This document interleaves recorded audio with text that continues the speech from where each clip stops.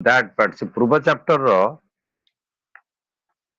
ପୂର୍ବ ଚାପ୍ଟର ଆମେ ଛାଡ଼ିଥିଲେ ଗୋଟେ ନେସନ ଷ୍ଟେଟ୍ ଇମ୍ପୋର୍ଟାଣ୍ଟ କନସେପ୍ଟ ଥିଲା ତାକୁ ଡିସ୍କସନ କରିକି ଆମେ ଆଜି ନେକ୍ସଟ କୁ ଯିବା okay so what is a nation? Nation state. Nation is a cultural category or cultural term having a shared history, shared culture, and commonalities. Okay. And state is a political category, political term having political consequences. ଦୁଇଟାଙ୍କ ମିଶ୍ରଣ କରି ଫ୍ୟୁଜନରୁ ଆମେ ମିଶ୍ରଣ ଶବ୍ଦରୁ ଆମେ ବ୍ୟବହାର କଲେ nation state ଯୋଉଟା ଏକ ଆଧୁନିକ ଶବ୍ଦ ନେସନ ମାନେ ଯୋଉ ଜାତି କୁହାଯାଏ ଏଇଟା ଗୋଟେ କନଫ୍ୟୁଜନ ହୁଏ ଇଣ୍ଡିଆର ପର୍ଟିକୁଲାରଲି କାରଣ ଇଣ୍ଡିଆର କାଷ୍ଟ ସିଷ୍ଟମ ଅଛି ଇଣ୍ଡିଆର ଯୋଉ କାଷ୍ଟ ସିଷ୍ଟମ ଅଛି ସେଥିରେ ଜାତି ବୋଲି ଆମେ ତ ବ୍ୟବହାର କରୁ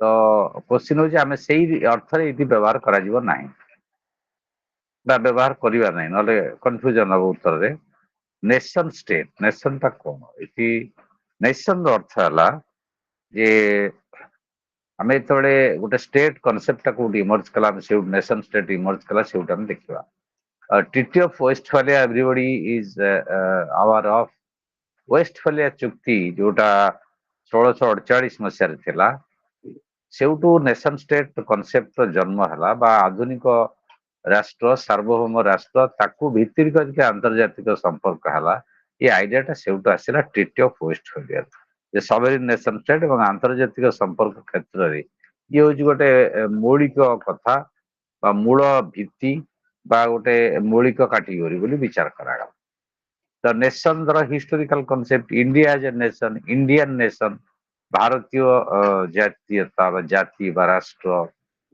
ଭାରତୀୟ ଜାତୀୟତା ଇଣ୍ଡିଆନ ନ୍ୟାସନାଲିଜିମ୍ ତା ଆମର ଯୋଉ ସେୟାର୍ଡ ହିଷ୍ଟ୍ରି ଅଛି ଆଗରୁ ତା ସହିତ particularly colonial history of 190 years from 1757 to 1947.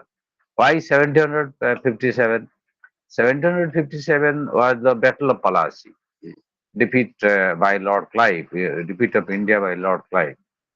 So from then on, East India Company took over Indian state, Indian administration.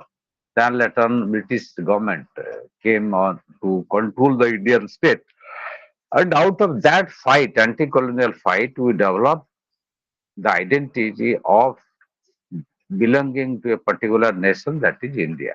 So the idea of India as a nation, though it has historical roots from ancient times, from the period of Ramayana, Mahabharata, Gupta state, then medieval states, but particularly the consciousness of belonging to a nation which will be called as India, that developed during 190 years of colonial rule and anti-colonial struggle.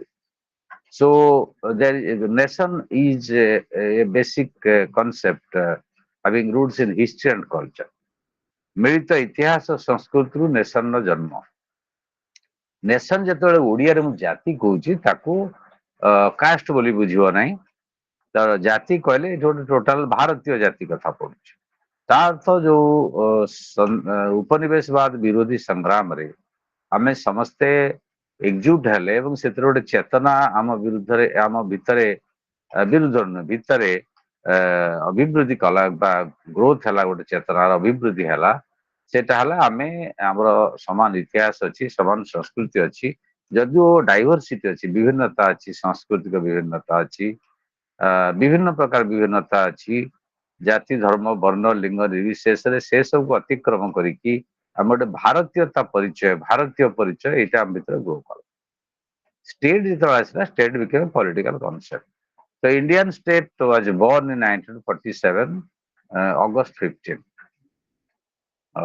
ସେଥିରେ ଜନସଂଖ୍ୟା ଆମେ state କଲା ବେଳକୁ ସମସ୍ତେ ଜାଣିଛନ୍ତି elements of state ଜନସଂଖ୍ୟା ଭୂଖଣ୍ଡ ସରକାର ସାର୍ବଭୌମତ୍ୱ ଏସବୁ ଅଛି ତ ନେସନ ହଉଛି ତା ବିୟଣ୍ଡ ୟାର କଲଚର ଅଛି ଆଇଡେଣ୍ଟିଟି ଅଛି ଦ ଇଣ୍ଡିଆ ଆଜ ଏ ନେସନ ଇଣ୍ଡିଆନ ନେସନର ପ୍ରିନ୍ସିପଲ ହେଲା ଡାଇଭରସିଟି ଆଉ ୟୁନିଟି ଇନ୍ ଡାଇଭରସିଟି ବିଭିନ୍ନତା ଭିତରେ ଏକତା ଆ ଭିତରେ ଆମର ପ୍ରଚୁର ପରିମାଣରେ ଏକତା ଅଛି वी आर इंडियंस प्रचुर परिमाण विभिन्नता अच्छी ଯଦି କାଶ୍ମୀର ଟୁ କନ୍ୟାକୁମାରୀ ଦେଖିବା ଗୋଟେ ଏକ୍ସାମ୍ପଲ ଦଉଛି ଇଣ୍ଡିଆର ଆମେ ଇଣ୍ଡିଆ ଏଠି ପଢୁନାହାନ୍ତି ଯଦି କାଶ୍ମୀରରୁ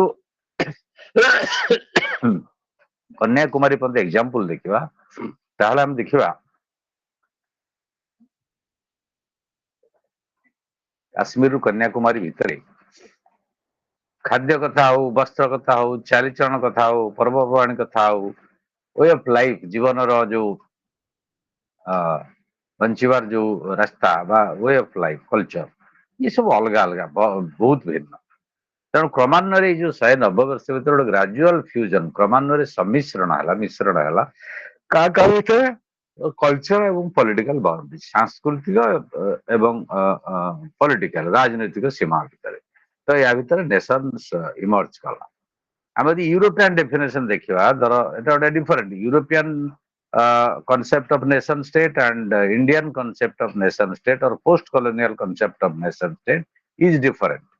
यूरोप रे जो राष्ट्र गुड़िक जन्म नेले जर्मान हो फ्रांस हो स्पेन हो पर्तुगाल हो सी नेशन स्टेट भीतर कौन अच्छी ना गोटाए जाति गोटाए रेस प्राय स्टेट रे मेजर 90 भाग 70 भाग 80 भाग एवं तो there was racial unity there was linguistic unity ये सब विभिन्नता थिला थर्ड वर्ल्ड कंट्री देखिए आफ्रिका हो एशिया हो लैटिन अमेरिका हो पर्टिकुलरली बेस्ट एग्जांपल होची इंडिया इंडियन कॉन्सेप्ट देखिए इंडियन नेशन स्टेट बा emergence of Indian nation state जे यूनिक स्टोरी এটা বিশ্বের ଗୋଟେ অতুলনীয় যেটা দেখা যায় আফ্রিকার মধ্যে দেখা যায় অলগা রাষ্ট্র অনেক দেখা যায় কিন্তু ইন্ডিয়া হচ্ছে বেস্ট এক্সাম্পল কোন না यूनिटी इन डाइवर्सिटी विभिन्नता ভিতরে একতা মধ্যে আমি জাতি धर्म वर्ण लिंग निर्विशेष रे हमर भारतीय परिचय सृष्टि करछंती ताकू जो 1947 अगस्त 15 रे हमर नेशन भाव रे जन्म हला ता सहित आम मिश्रण करी सफलता ହେଇଛି तो आंध्रे हेउड कथा से कहूँ form of political organisation and political idea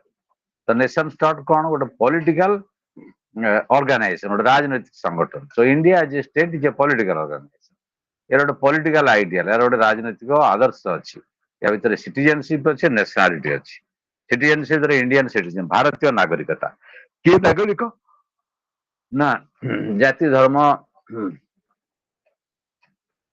वर्ण निर्विशेष भारतीय नागरिकत्व अच्छा ओके तो ये जो भारतीय नागरिकत्व आम भीतर अच्छी एवं ता सहित आउ कौन अच्छी ना नेशनालिटी जातीयता भीतर अच्छी तेणु ये गोटे प्रिंसिपल यहाँ आम नीति एवं यहाँ हूँ आम आदर्श तो आम यदि फासिस्ट कनसेप्ट देखा इटाली जो Mazzini every nation state only one state for the entire nation तार तो प्रत्येक जाति गोटे राष्ट्र कल्चराली होमोजेनियस होता दरकार गोटे आधुनिक राष्ट्र सांस्कृतिक भाव में होमोजेनियस एक होता दरकार दिस इज रॉन्ग सब this is not a uniform historical experiment throughout the world पृथ्वी विभिन्न राष्ट्र व्यवस्था देखा यहाँ समान भाव में है नहीं सब मुझे जो एग्जांपल आपन देली जे यूरोप रे जिम जर्मन जाति से जर्मन रेसटा गोटे यूनिफाइड रेस किंतु भारत सेमती किसी ना आम रेसियल प्यूरिटी रेसियल यूनिटी ना विभिन्न जाति धर्म वर्ण लिंग निर्विशेष लोक अच्छा ता भितर भारतीय तार अभिवृद्धि होती भारत सक्सेसफुल स्टेट तेणु ये जो कनसेप्टा जो मैंने आर्गू करुँचे principle and form of political organization এটা डोमिनेट कला यूरोप रे पर्टिकुलर यूरोपियन एक्सपेरिमेंट किंतु इंडिया रे यार अलग डिफरेंट एक्सपेरिमेंट हला तेणु किंतु गोटे कथा हला पॉलिटिकल रूल एटा होची एकमात्र मानदंड दैट इज नेशन स्टेट जेमिति कि हम एग्जांपल नवा रशिया यूएसएसआर थला union of Soviet socialist Republic एवं 89 विपर्जय पर सब अलग अलग होगा यूक्रेन टा जो युद्ध होती बर्तमान रूस यूक्रेन युद्धर से मिसी गोटे स्टेट थे आमर जमी राज्य अच्छी राज्य यूक्रेन गोटे राज्य था रूस संघ भितर कि अलग अलग हो यूक्रेन टा अलग इंडिपेंडेंट होगा 14टा राज्य बाहरी आसिक अलग स्वाधीन राष्ट्र घोषणा करदे संविधान से so they became nations they become nation states तो this is a unique experiment in history इतिहास रे गोटे अभूतपूर्व है गोटे सार्वभौम राष्ट्र तार 15टा राज्य थिला से सब अलग है निजे निजे गोटे राज्य राष्ट्र होगा राज्य हेले नेशन स्टेट हो रशिया गोटे नेशन स्टेट होगा बर्तमान पुतिन जार राष्ट्रपति यूक्रेन गोटे नेशन स्टेट होगा जार जेलेन्स्की होउछन्ति राष्ट्रपति तेणु से जो किर्गिस्तान तुर्कमेनिस्तान आजरबैजान एम सब गोटे गोटे राष्ट्र हो जो नेशन स्टेट है ଏଇଟା ଆମେ ଦେଖିଲେ 1991 ପରଠାରୁ यार कल्चरल यूनिट तो जे नथिला ସେମାନେ ହେଇଗଲେ ସେମାନେ ଗୋଟିଏ କଲଚର ଥିଲା ରସିଆନ କଲଚର ନା ସେପାରେଟ କଲଚର ହେଇଗଲା ଏବଂ ବର୍ତ୍ତମାନ ଯୋଉ ଆମେ ଦେଖୁଛନ୍ତି ଏଠି ଆ, ଆମର କଣ ଏଇ ଯୋଉ ରସିଆରେ ୟୁକ୍ରେନ ଇତ୍ୟାଦି ଇତ୍ୟାଦି ଦ୍ୱିତୀୟ ବିଶ୍ୱଯୁଦ୍ଧ ପରେ ଆମେ ପୋଷ୍ଟ କଲୋନିଆଲ ଏକ୍ସପେରିମେଣ୍ଟ ଗୋଟେ ଦେଖିଲେ ନେସନ ଷ୍ଟେଟ ତାର ତ ଯୋଉ ରାଷ୍ଟ୍ରଗୁଡ଼ିକ ସ୍ୱାଧୀନ ହେଲେ କୋଉ ବେସିସରେ ସ୍ୱାଧୀନ ହେଲେ ତାଙ୍କର ଆଇଡିଆଲ କଣ ଥିଲା ତାଙ୍କର ଆଇଡିଆଲ ହେଲା ଆଣ୍ଟି କଲୋନିଆଲ ଷ୍ଟ୍ରଗଲ ଗୋଟେ ବିଦେଶୀ ଶକ୍ତି ବିରୁଦ୍ଧରେ ଲଢିକି ସେମାନେ ଏକଜୁଟ ହେଇକି ରାଷ୍ଟ୍ରଟାକୁ ତିଆରି କଲେ So anti-colonial struggle created hundreds of states, nation states in the world. ये ଗୋଟେ experience ଗଲା ରସିଆର ଏକ୍ସପିରିଏନ୍ସ ହେଲା ଗୋଟେ ଡିସିଗ୍ରେଣ୍ଟେସନ ଅଫ ଏମ୍ପାୟାର ଗୋଟେ ଷ୍ଟେଟ ବଡ ରାଷ୍ଟ୍ର ଏମ୍ପାୟାର ଠିକ ହବନି ସାମ୍ରାଜ୍ୟ ଯେତେ କଲୋନିଆଲ ସାମ୍ରାଜ୍ୟ ନଥିଲା କମ୍ୟୁନିଷ୍ଟ ରାଷ୍ଟ୍ର ଥିଲା ତ ଏଣ୍ଟାୟାର ଷ୍ଟେଟ ଟା ଗୋଟିଏ ଷ୍ଟେଟ 15ଟି ରାଷ୍ଟ୍ରରେ ପରିଣତ ହେଇଗଲା ଓକେ ସୋ ଏଇ ଯୋଉ ନେସନ ଷ୍ଟେଟ ତିଆରି କରିବାର ଯୋଉ ଐତିହାସିକ ପ୍ରକ୍ରିୟା ଇଏ ପୃଥିବୀରେ ଭିନ୍ନ ଭିନ୍ନ ଗୋଟେ ହେଲା ୟୁରୋପିଆନ ଏକ୍ସପିରିଏନ୍ସ ଗୋଟେ ହେଲା ଥାର୍ଡ ୱାର୍ଲଡ ଏକ୍ସପିରିଏନ୍ସ ଯୋଉଟା ଆଣ୍ଟି କଲୋନିଆଲ ଏବଂ ରଷିଆର ଯୋଉ ଇଣ୍ଟିଗ୍ରେସନ ଏକ୍ସପିରିଏନ୍ସ ଗୋଟେ ୟୁନିକ୍ ଏକ୍ସପିରିଏନ୍ସ ହେଲା ଏବଂ ବର୍ତ୍ତମାନ ଯୋଉ ଆରବ ଇସ୍ରାଏଲ କନଫ୍ଲିକ୍ଟ ହଉଛି ସେଠି ଆମେ ଦେଖୁଛନ୍ତି କଣ ପାଲେଷ୍ଟାଇନ ଗୋଟେ ରାଷ୍ଟ୍ର ଭାବରେ ଇମର୍ଜ କରିପାରୁନି ତାକୁ ଇସ୍ରାଏଲ ବାରମ୍ବାର ଆକ୍ରମଣ କରୁଛି ସେ ଗୋଟେ ହିଷ୍ଟୋରିକାଲ ସିଭିଲାଇଜେସନ ଅତି ପ୍ରାଚୀନ ସଭ୍ୟତା ତାଙ୍କ ଜାଗାକୁ ଏମାନେ ମାଡି ବସିକି ସିଏ ଗୋଟେ ରାଷ୍ଟ୍ର ହେଇଗଲେ ଏମାନେ ରାଷ୍ଟ୍ର ହେଇପାରୁନାହାନ୍ତି ଦିସ୍ ଇଜ ଆନଦର ୟୁନିକ୍ ଏକ୍ସପେରିମେଣ୍ଟ ସେଇଭଳି ଭାବରେ ଆମେ ଦେଖୁଛନ୍ତି ଯେ ପୃଥିବୀରେ ଯେତେ ଜାଗାରେ ରାଷ୍ଟ୍ର ସଂଘ ବା ରାଷ୍ଟ୍ର ହଉଛି ବା ନେସନ ଷ୍ଟେଟ ହଉଛି ସେ ସବୁ ପୃଥିବୀରେ ଏକ୍ସପିରିଏନ୍ସ ଭିନ୍ନ ଭିନ୍ନ କିନ୍ତୁ ତା ସତ୍ତ୍ୱେ ଆହୁରି ଭବିଷ୍ୟତରେ କଣ ହବ ଆମେ କହିପାରିବା ନାହିଁ ଯେମିତି ରଷିଆର ଏକ୍ସପିରିଏନ୍ସଟା ଗୋଟେ ୟୁନିକ୍ ଏକ୍ସପିରିଏନ୍ସ ହେଲା ସେଟା ଆମେ କହିପାରିବାନି କିଏ କାହାକୁ ଚେଞ୍ଜ କରୁଛି ତ ଏଇଥିରୁ ରାଷ୍ଟ୍ରକୁ କିଏ ପ୍ରଭାବିତ କରୁଛି ଗୋଟେ ଏକ୍ସଟର୍ନାଲ ଫ୍ୟାକ୍ଟର ଗୋଟେ ହେଲା ଇଣ୍ଟରନାଲ ଫ୍ୟାକ୍ଟର ସୋ ବର୍ତ୍ତମାନ ଯଦି ମୁଁ ତମକୁ ଏକ୍ଜାମ୍ପଲ ଦେବି ଧର ଇଣ୍ଡିଆ ଆଣ୍ଡ ପାକିସ୍ତାନ ଇଣ୍ଡିଆ ଗୋଟେ ଅଲଗା ରାଷ୍ଟ୍ର ଥିଲା ସ୍ୱାଧୀନ ରାଷ୍ଟ୍ର ଥିଲା ମୋଗଲ ଷ୍ଟେଟରେ ଆଫଗାନିସ୍ତାନ ତ ମାଡିକି ଥିଲା ବ୍ରିଟିଶ ଆସିଲା ବ୍ରିଟିଶ ଦଖଲ କଲା ବ୍ରିଟିଶ ଦଖଲରେ ମଧ୍ୟ ଏଇଗୁଡ଼ିକ ରହିଲା ଆଫଗାନିସ୍ତାନ ରହିଲା ପାକିସ୍ତାନ ରହିଲା ଇଣ୍ଡିଆ ରହିଲା ତା ବାଂଲାଦେଶ ଯିଏ ଅଛି ସିଏ ବି ଥିଲା ମାନେ ଆମେ ପୁରା ପାର୍ବତ୍ୟମାଳା ହିମାଳୟ ମୁଣ୍ଡରୁ ଆମେ କାଶ୍ମୀର ପର୍ଯ୍ୟନ୍ତ କନ୍ୟାକୁମାରୀ ପର୍ଯ୍ୟନ୍ତ ଥିଲେ ସ୍ୱାଧୀନତା ପରେ ଆମର ଡିଭିଜନ ହେଇଗଲା ଇଣ୍ଡିଆ ଓ ପାକିସ୍ତାନ ସେଇ ଇଣ୍ଡିଆ ପାକିସ୍ତାନ ଗୋଟିଏ କଲଚରାଲ ୟୁନିଟ ଭିତରେ ଥିଲେ ଗୋଟିଏ ନେସନ ଷ୍ଟେଟ ଥିଲେ ରେସିଆଲ ୟୁନିଟ ନଥିଲା କିନ୍ତୁ ଜାତି ଧର୍ମ ବର୍ଣ୍ଣ ନିର୍ଗ ନିର୍ବିଶେଷରେ ସମସ୍ତେ ଏଇ କେହି ସ୍ୱାଧୀନତା ପାଇଁ ଲଢୁଥିଲେ କିନ୍ତୁ ହଠାତ୍ ଯୋଉ ଡିଭିଜନ ହେଲା ଇଏ ଗୋଟେ unique experimental nation state Pakistan became a nation state it is communally nation state religious nation religion is a major factor ଏଇଟା ଗୋଟେ ସିଏ ପାକିସ୍ତାନ ଡିକ୍ଲାର କଲା ସମ୍ବିଧାନରେ ଇଟ୍ ଇଜ ଇସଲାମିକ ଷ୍ଟେଟ ତା କାରଣ ହଉଛି ଯୋଉ ଟୁ ନେସନ ଥିଓରି ମାନେ ହିନ୍ଦୁ ମାନଙ୍କ ପାଇଁ ଗୋଟେ ରାଷ୍ଟ୍ର ମୁସଲମାନଙ୍କ ପାଇଁ ରାଷ୍ଟ୍ର ଏଇଟା ଯୋଉ ଜିଲ୍ଲା ମହମ୍ମଦ ଅଲି ଜିନ୍ନାକୁ ବିଶ୍ୱାସ କଲେ ଲଢେଇ କଲେ ଅଲଗା ହେଇଗଲା ଇଏ ଆନାଦର ଏକ୍ସପେରିମେଣ୍ଟ ଓକେ କଣ ପଚାରୁଛ ପେଜ ନମ୍ବର ମାନେ କଣ 55 ଏଇ ଏକ୍ସପିରିଏନ୍ସ ନା ମୁଁ ତ ଏକ୍ସପ୍ଲେନ କରୁଛି ଯାହା ବହିରେ ଅଛି ସବୁ ପଢିବି ନା କଣ ଗୋଟେ ଏକ୍ସପ୍ଲେନ ନ କଲେ କରେକ୍ଟ ବେଟର ବୁଝିପାରିବନି ଓକେ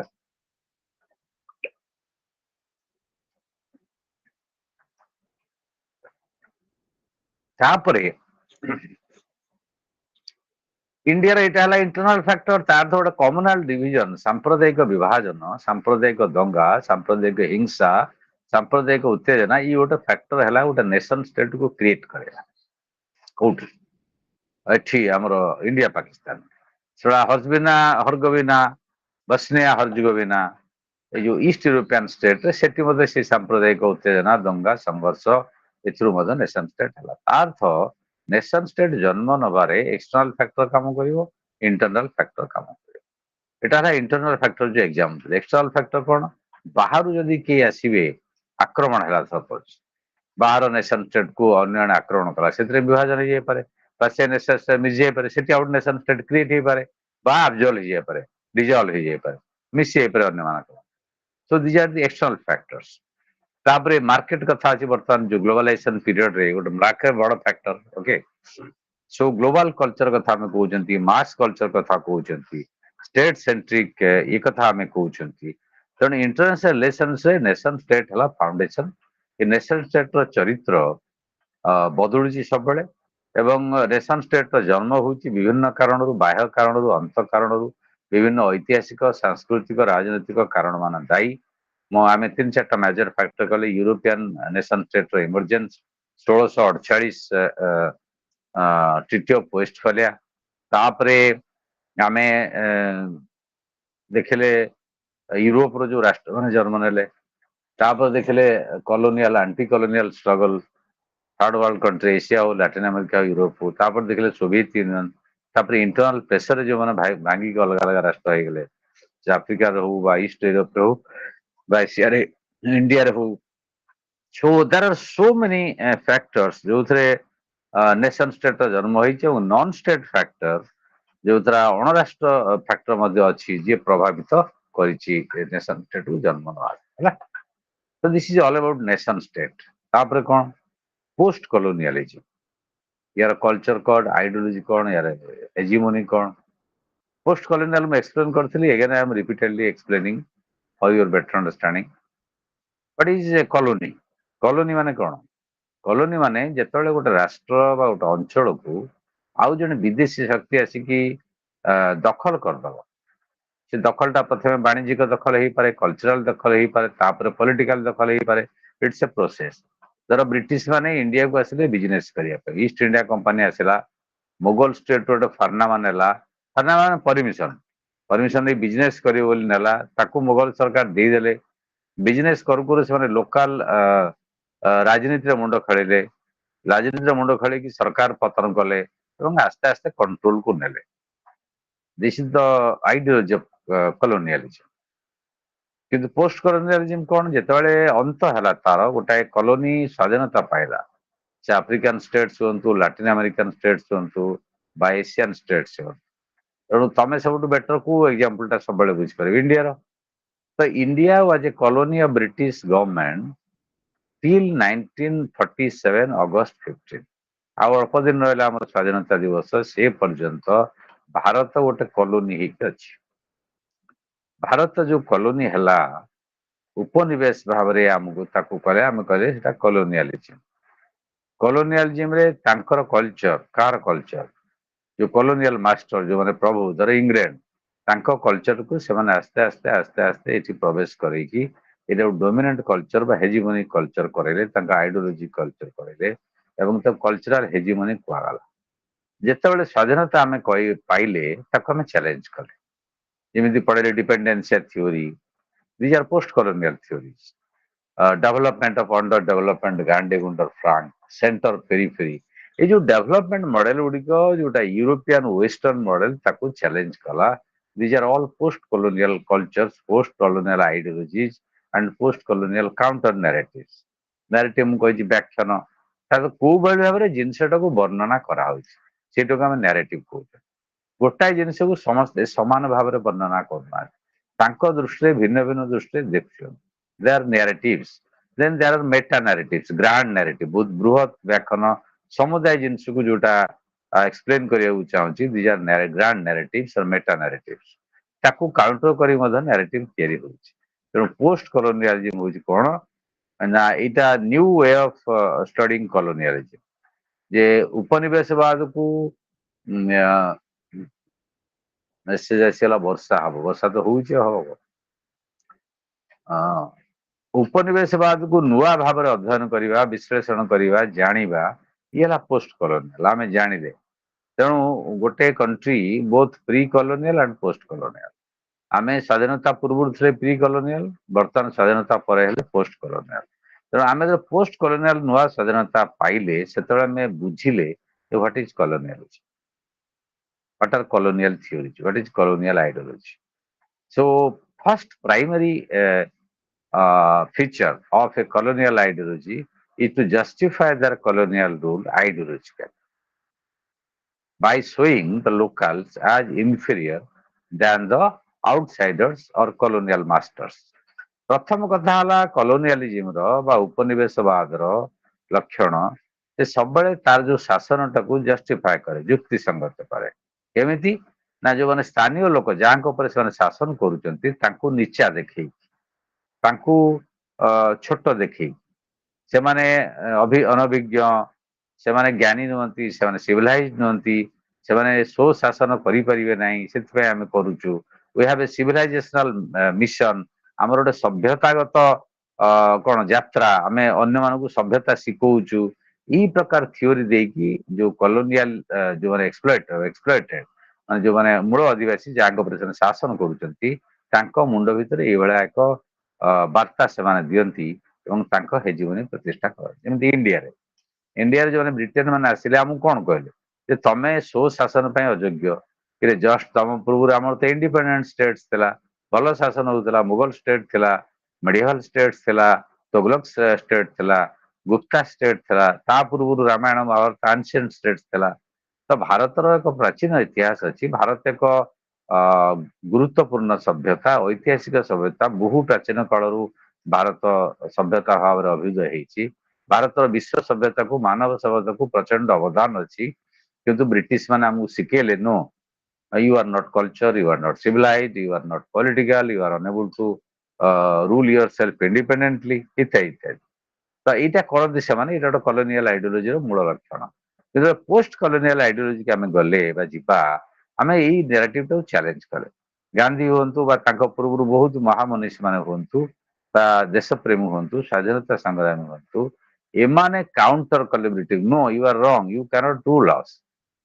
ତେଣୁ ଯେତେବେଳେ ରାଜା ରାମମୋହନ ରାୟ ଫରାସୀ ରାଷ୍ଟ୍ର ବିପ୍ଳବ ପଢିଲେ, ଫ୍ରାନ୍ସରେ ସିଭିଲ୍ୟୁସନ ଯୋଉ ସ୍ଲୋଗାନ ଲିବର୍ଟି ଇକ୍ୱାଲିଟି ଆଣ୍ଡ ଫ୍ରାଟର୍ନିଟି, ତା ଦ୍ୱାରା ଅନୁପ୍ରାଣିତ ହେଇକି ସେ ଇଣ୍ଡିଆରେ ସେ କଥାଟାକୁ କହିଲେ। ପରବର୍ତ୍ତୀ ପର୍ଯ୍ୟାୟରେ ଅନ୍ୟମାନେ କହିଲେ, ଗୋଖଲେ ହୁଅନ୍ତୁ ବା ଲାଲ ବାଲ ପାଲ ହୁଅନ୍ତୁ। ତାପରେ ମହାତ୍ମା ଗାନ୍ଧୀ ଆସିଲେ, ମହାତ୍ମା ଗାନ୍ଧୀ ଉପରେ ରାଡିକାଲିଷ୍ଟ ଆସିଲେ, ଯେଉଁମାନେ ବିପ୍ଳବୀ ମାନେ ଉଗ୍ର ବୈପ୍ଳବିକ ଚିନ୍ତାଧାରା ଯୋଉମାନଙ୍କର ସ୍ୱାଧୀନତା କଥା କହିଲେ। ସୁଭାଷ ବୋଷ ଟୁ ସମ୍ ଏକ୍ସଟେଣ୍ଟ ନେହେରୁ ଗାନ୍ଧୀଙ୍କ ସାଙ୍ଗରେ ଥିଲେ ବି ସେ ରାଡିକାଲ ଥିଲେ। ଭଗତ ସିଂ, ଆଶାଫାକୁଲ୍ଲା, ଭଗତ ସିଂର ଯୋଉ ତିନି ସାଥୀ, ଇ ସମସ୍ତେ ରାଡିକାଲାଇଜ କଲେ ମୁଭମେଣ୍ଟ। ତାର ତ କାଉଣ୍ଟର ନ୍ୟାରେଟିଭ ତିଆରି ହେଲା, no you are wrong, you don't have a moral right to rule us. ତମ ନୈତିକ ଅଧିକାର ନାହିଁ ଆମ ଉପରେ ଶାସନ କରିବା ପାଇଁ। ଇଏ କାଉଣ୍ଟର ନ୍ୟାରେଟିଭ ଥିଲା। ଇଏ ହଉଛି ପୋଷ୍ଟ କଲୋନିଆଲ ଆଇଡିଓଲୋଜି। ଯେମିତିକି ଆମେରିକାର ଗୋଟେ ୟୁନିକ୍ ଏକ୍ସପିରିଏନ୍ସ, ଆମେରିକା ଗୋଟେ କଲୋନିଆଲ କଣ୍ଟ୍ରି ଥିଲା ଇଂଲଣ୍ଡର, କିନ୍ତୁ ପୋଷ୍ଟ କଲୋନିଆଲ ଭାବରେ ବର୍ତ୍ତମାନ ପୃଥିବୀର ସବୁଠାରୁ ଶକ୍ତିଶାଳୀ ରାଷ୍ଟ୍ର। ଏଭଳିଆ ୟୁନିକ୍ ଏକ୍ସପିରିଏନ୍ସ ଆଉ କାହାର ନାହିଁ। ଗୋଟେ ଅଳ୍ପ ଦିନ ପାଇଁ ଗୋଟେ କଲୋନିଆଲ ବା ଗୋଟେ କଲୋନୀ ପରବର୍ତ୍ତୀ ପର୍ଯ୍ୟାୟରେ ନିଜେ କଲୋନିଆଲିଷ୍ଟ ହେଇଗଲା, ଅନ୍ୟମାନଙ୍କୁ ଶାସନ କଲା ବା ପାୱାରଫୁଲ ଷ୍ଟେଟ ହେଲା, ଇଏ ଗୋଟେ ଅଲଗା ଏକ୍ସାମ୍ପଲ। ଓକେ, ସୋ ଯୋଉ ପୋଷ୍ଟ କଲୋନିଆଲ, এটা ହିଷ୍ଟୋରିକାଲି, ଜିଓଗ୍ରାଫିକାଲି, ଆଇଡିଓଲୋଜିକାଲି ଗୋଟେ ଭ୍ୟାରିଏବୁଲ। ତାକୁ ହିଷ୍ଟୋରିକାଲ କଣ୍ଟେକ୍ସଟ ଦେଖିବା କଥା, ପୋଷ୍ଟ କଲୋନିଆଲ ଏକ୍ସପିରିଏନ୍ସଟା କୋଉଠି କେମିତି ଅଛି। ଏ ପୋଷ୍ଟ କଲୋନିଟା କୋଉଠି ଅଛି ନା ଡିକଲୋନାଇଜ ପ୍ରୋସେସ, ଯୋଉଟା ମୁଁ ଅଲରେଡି ଡିସ୍କସ। ବର୍ତ୍ତମାନ ଦେଖିବା ଇଣ୍ଟରନ୍ୟାସନାଲ ରିଲେସନରେ ୟାର ଇମ୍ପାକ୍ଟଟା କଣ। So post-colonialism contributed to the total, you can say, tectonic shift. Tectonic shift ବୁଝିପାରୁଛ? Can you tell me? Tectonic shift, TECT, TONIC, tectonic shift। এটা মূলত ରାଜନୀତି ବିଜ୍ଞାନର ଶବ୍ଦ ନୁହେଁ, ଉଦାହରଣ ଆଣିକି ରାଜନୀତି ବିଜ୍ଞାନରେ ବ୍ୟବହାର କରୁଛି। କଣ କହିଲ?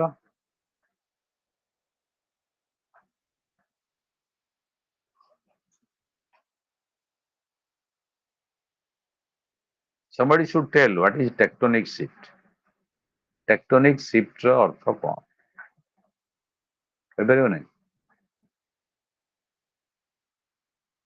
So it's a geographical term, the plate Yes, tectonic derived. it's a geographical term. It's a term used or borrowed from geography and particularly geology. Yes, yes. ଜିଓଲୋଜିରେ ତାର ଅର୍ଥ କଣ? ତମେ ଠିକ କଥା କହିଲ, but what is the meaning of it? So the boundaries shift. କାହାର boundary? ନାଇଁ, ଆମର So, ମାଟି ତଳେ ପ୍ଲେଟ୍ସ ଅଛି ହେଲା। ଯୋଉ yes, ପ୍ଲେଟ୍ସରେ yes. ଟିକେ ଏପଟ ସେପଟ ହେଇଗଲେ ଭୂମିକମ୍ପ ହୁଏ। So the region of a major earthquake is a tectonic shift। Plate ଗୁଡା ପ୍ଲସ୍ ଭୂମିକମ୍ପ ହେଲେ ଆମର ଯୋଉ ବଦଳି ପାହାଡ ତିଆରି ହଉଛି, ସମୁଦ୍ର ହେଇଯାଇଛି, ଏସବୁ ଟେକ୍ଟୋନିକ ଶିଫ୍ଟ ରହୁଛି। ତ ଆମେ ଯେତେବେଳେ ତାକୁ ବ୍ୟବହାର କରୁଛନ୍ତି ପଲିଟିକାଲ ସାଇନ୍ସରେ ବା ପଲିଟିକ୍ସ ଯେତେବେଳେ ମେଜର ଚେଞ୍ଜ ହଉଛି, ହିଷ୍ଟୋରିକ ଚେଞ୍ଜ ହଉଛି, we say that there is a tectonic shift. Post colonialism is a tectonic shift in international relations because before decolonization, before anti-colonial, after success of anti-colonial struggle after Second World War, the world was very small. with less number of independent sovereign states. ये जो उपनिवेशवादी प्रक्रियार जो ध्वंस है decolonisation एवं दक्षिण Africa Africa उपमहादेश दक्षिण Africa नहीं आफ्रिका उपमहादेश महादेश एशिया लाटिन अमेरिका यूरोप को छाड़ देगा सब जगह स्वाधीनतार जो धारा चलला द्वितीय विश्वयुद्ध पर अनेक राष्ट्र प्राय 100 रु अधिक राष्ट्र स्वाधीनता पाए ये है पोस्ट कॉलोनियल वर्ल्ड बा थर्ड वर्ल्ड बा पेरिफेरी बा ग्लोबल साउथ आम चारिटा टर्म रे कहले टेक्टोनिक शिफ्ट एते संख्यक राष्ट्र नथिले आगुरु 100टा राष्ट्र जोड़ी ही गले पृथ्वी रे इंटरनेशनल रिलेशन रो कैरेक्टर चेंज हेला ओके सेकेंड वर्ल्ड वार परे there is a major tectonic shift in international relations आगुरु केवल यूरोप थिला एंटायर वर्ल्ड कहले हम यूरोप को बुझते कहना जो अफ्रीका थिला जियोग्राफिकली लाटिन अमेरिका थिला जियोग्राफिकली एशिया थिला geographically but they are not independent they are not sovereign they are colonies से माने केवल उपनिवेश भाव थे तेणु स्वाधीन सार्वभौमिक राष्ट्र संख्या बहुत कम थिला ये पृथ्वी कहले आम यूरोप को बुझते पॉलिटिकल भौगोलिक भाव सब थिला अंचल थिला जहाँ अच्छी किंतु राजनैतिक भाव में आम देखिले जे राजनैतिक भाव में राष्ट्र कहले राष्ट्र व्यवस्था कहले नेशन स्टेट सिस्टम कथा कहले आम यूरोप ही बुझते बर्तमान जो अनेक स्वाधीन राष्ट्र आसीगले एंटायर वर्ल्ड रो पॉलिटिकल कैरेक्टर चेंज हो तो hundreds of countries got independent they created जो व्यवस्था जन्म है हम 3-4 शब्द व्यवहार कर फास्ट कहले पोस्ट कॉलोनियल वर्ल्ड उत्तर औपनिवेशिक विश्व तृतीय विश्व थर्ड वर्ल्ड ये जो गरीब विकासशील राष्ट्र मान स्वाधीनता पाइले आ तब कहले ग्लोबल साउथ हमें तब कहले ओके सो दक्षिण गोलार्ध ये गोटे पार्ट गला तो ये ग्लोबल साउथ बर्तमान ये जो मॉडर्न टर्म यूज कर ग्लोबल साउथ नॉर्थ और साउथ जो डिवाइड ताको हम विभिन्न theory centre periphery development of under develop से तो paradigm model of development of ये जो टेक्टोनिक शिफ्ट है इटा टोटल स्टेट कैरेक्टर चेंज कर दला जे हम टिके आलोचना करे थर्ड वर्ल्ड बोली तब को आगला एवं आमे तब कहले वर्ल्ड सिस्टम रो कैरेक्टर चेंज हे गला ओके तो वर्तमान हम देखिले ये जो तांकर रिलेशन टा इंटरनेशनल रिलेशंस नुआ स्टडी हला इंटरनेशनल रिलेशन नुआ जिनस पाइला काहे की कॉलोनी हला कॉलोनियल एक्सप्लॉयटेशन कोन इंपीरियलिज्म कोन कॉलोनियलिज्म कोन एटा केमिति एक्सप्लॉयटेशन हला तार एंटी कॉलोनियल स्ट्रगल हला कार अवदान हला गांधी कथा कहले आमे नेल्सन मंडेला कथा कहले नुकुमा कथा कहले नेहरू कथा कहले नासेर कथा कहले टिटो कथा कहले these are all post colonial political leaders global leaders emerged as heroes in post colonial history एमाने पृथ्वी रो हे गले पोस्ट कॉलोनियल हिस्ट्री का जो नॉन अलाइंड मूवमेंट हला that is the largest organisation political organisation in international relations larger than European Union larger than NATO countries, larger than Warsaw countries. We saw emergence of 3 groups of nation states in the world after Second World War. द्वितीय विश्वयुद्ध पर तीनोटी गोष्ठी आम पृथ्वी राजनीति देखिल गोटे है America नेतृत्व में नाटो कंट्री 49टा देश 50टा देश नाटो नेतृत्व नाटो गोटे ग्रुप है अमेरिका तार नेतृत्व ना North Atlantic Treaty Organization okay number 1 number 2 Warsaw treaty Poland रो वार्सा जो राजीनामा हला एटा कम्युनिस्ट राष्ट्र मानक नहीं गला Soviet Union East European states East Germany North Korea या सब नहीं था वार्सा ट्रीटी ये गोटे सामरिक मेंट था ये दीटा सामरिक मेंट को छाड़ी आउ गोटे तृतीय विश्व जन्म जहाँ नॉन अलाइन मूवमेंट गोष्ठी निरपेक्ष आंदोलन कहगला एम कौ गोष्ठी हेले नहीं एमाने अलग अलग माने निरपेक्ष गोष्ठी नॉन अलाइन मूवमेंट कहगला तार नेतृत्व Nehru Nasser Tito India Yugoslavia Egypt एम नहीं प्रथम कले अलरेडी कही बांगडुंग कॉन्फ्रेंस इत्यादि so the entire character of the world political character of the world I'm not talking of geographical character or environmental character I'm not talking of social character political character of the world political character of the nation state totally changed that is called tectonic shift in global politics or international relations so western idea of dominance Western colonialism, Western politics, Western history, everything was challenged. Western development, Western theory of development, everything is challenged. So post-colonialism could challenge the theory, the ideology, the hegemony of these Western countries or Western-led countries. So there is nothing absolute, what absolute sovereignty. Change ହେଇଗଲା ପୁରା.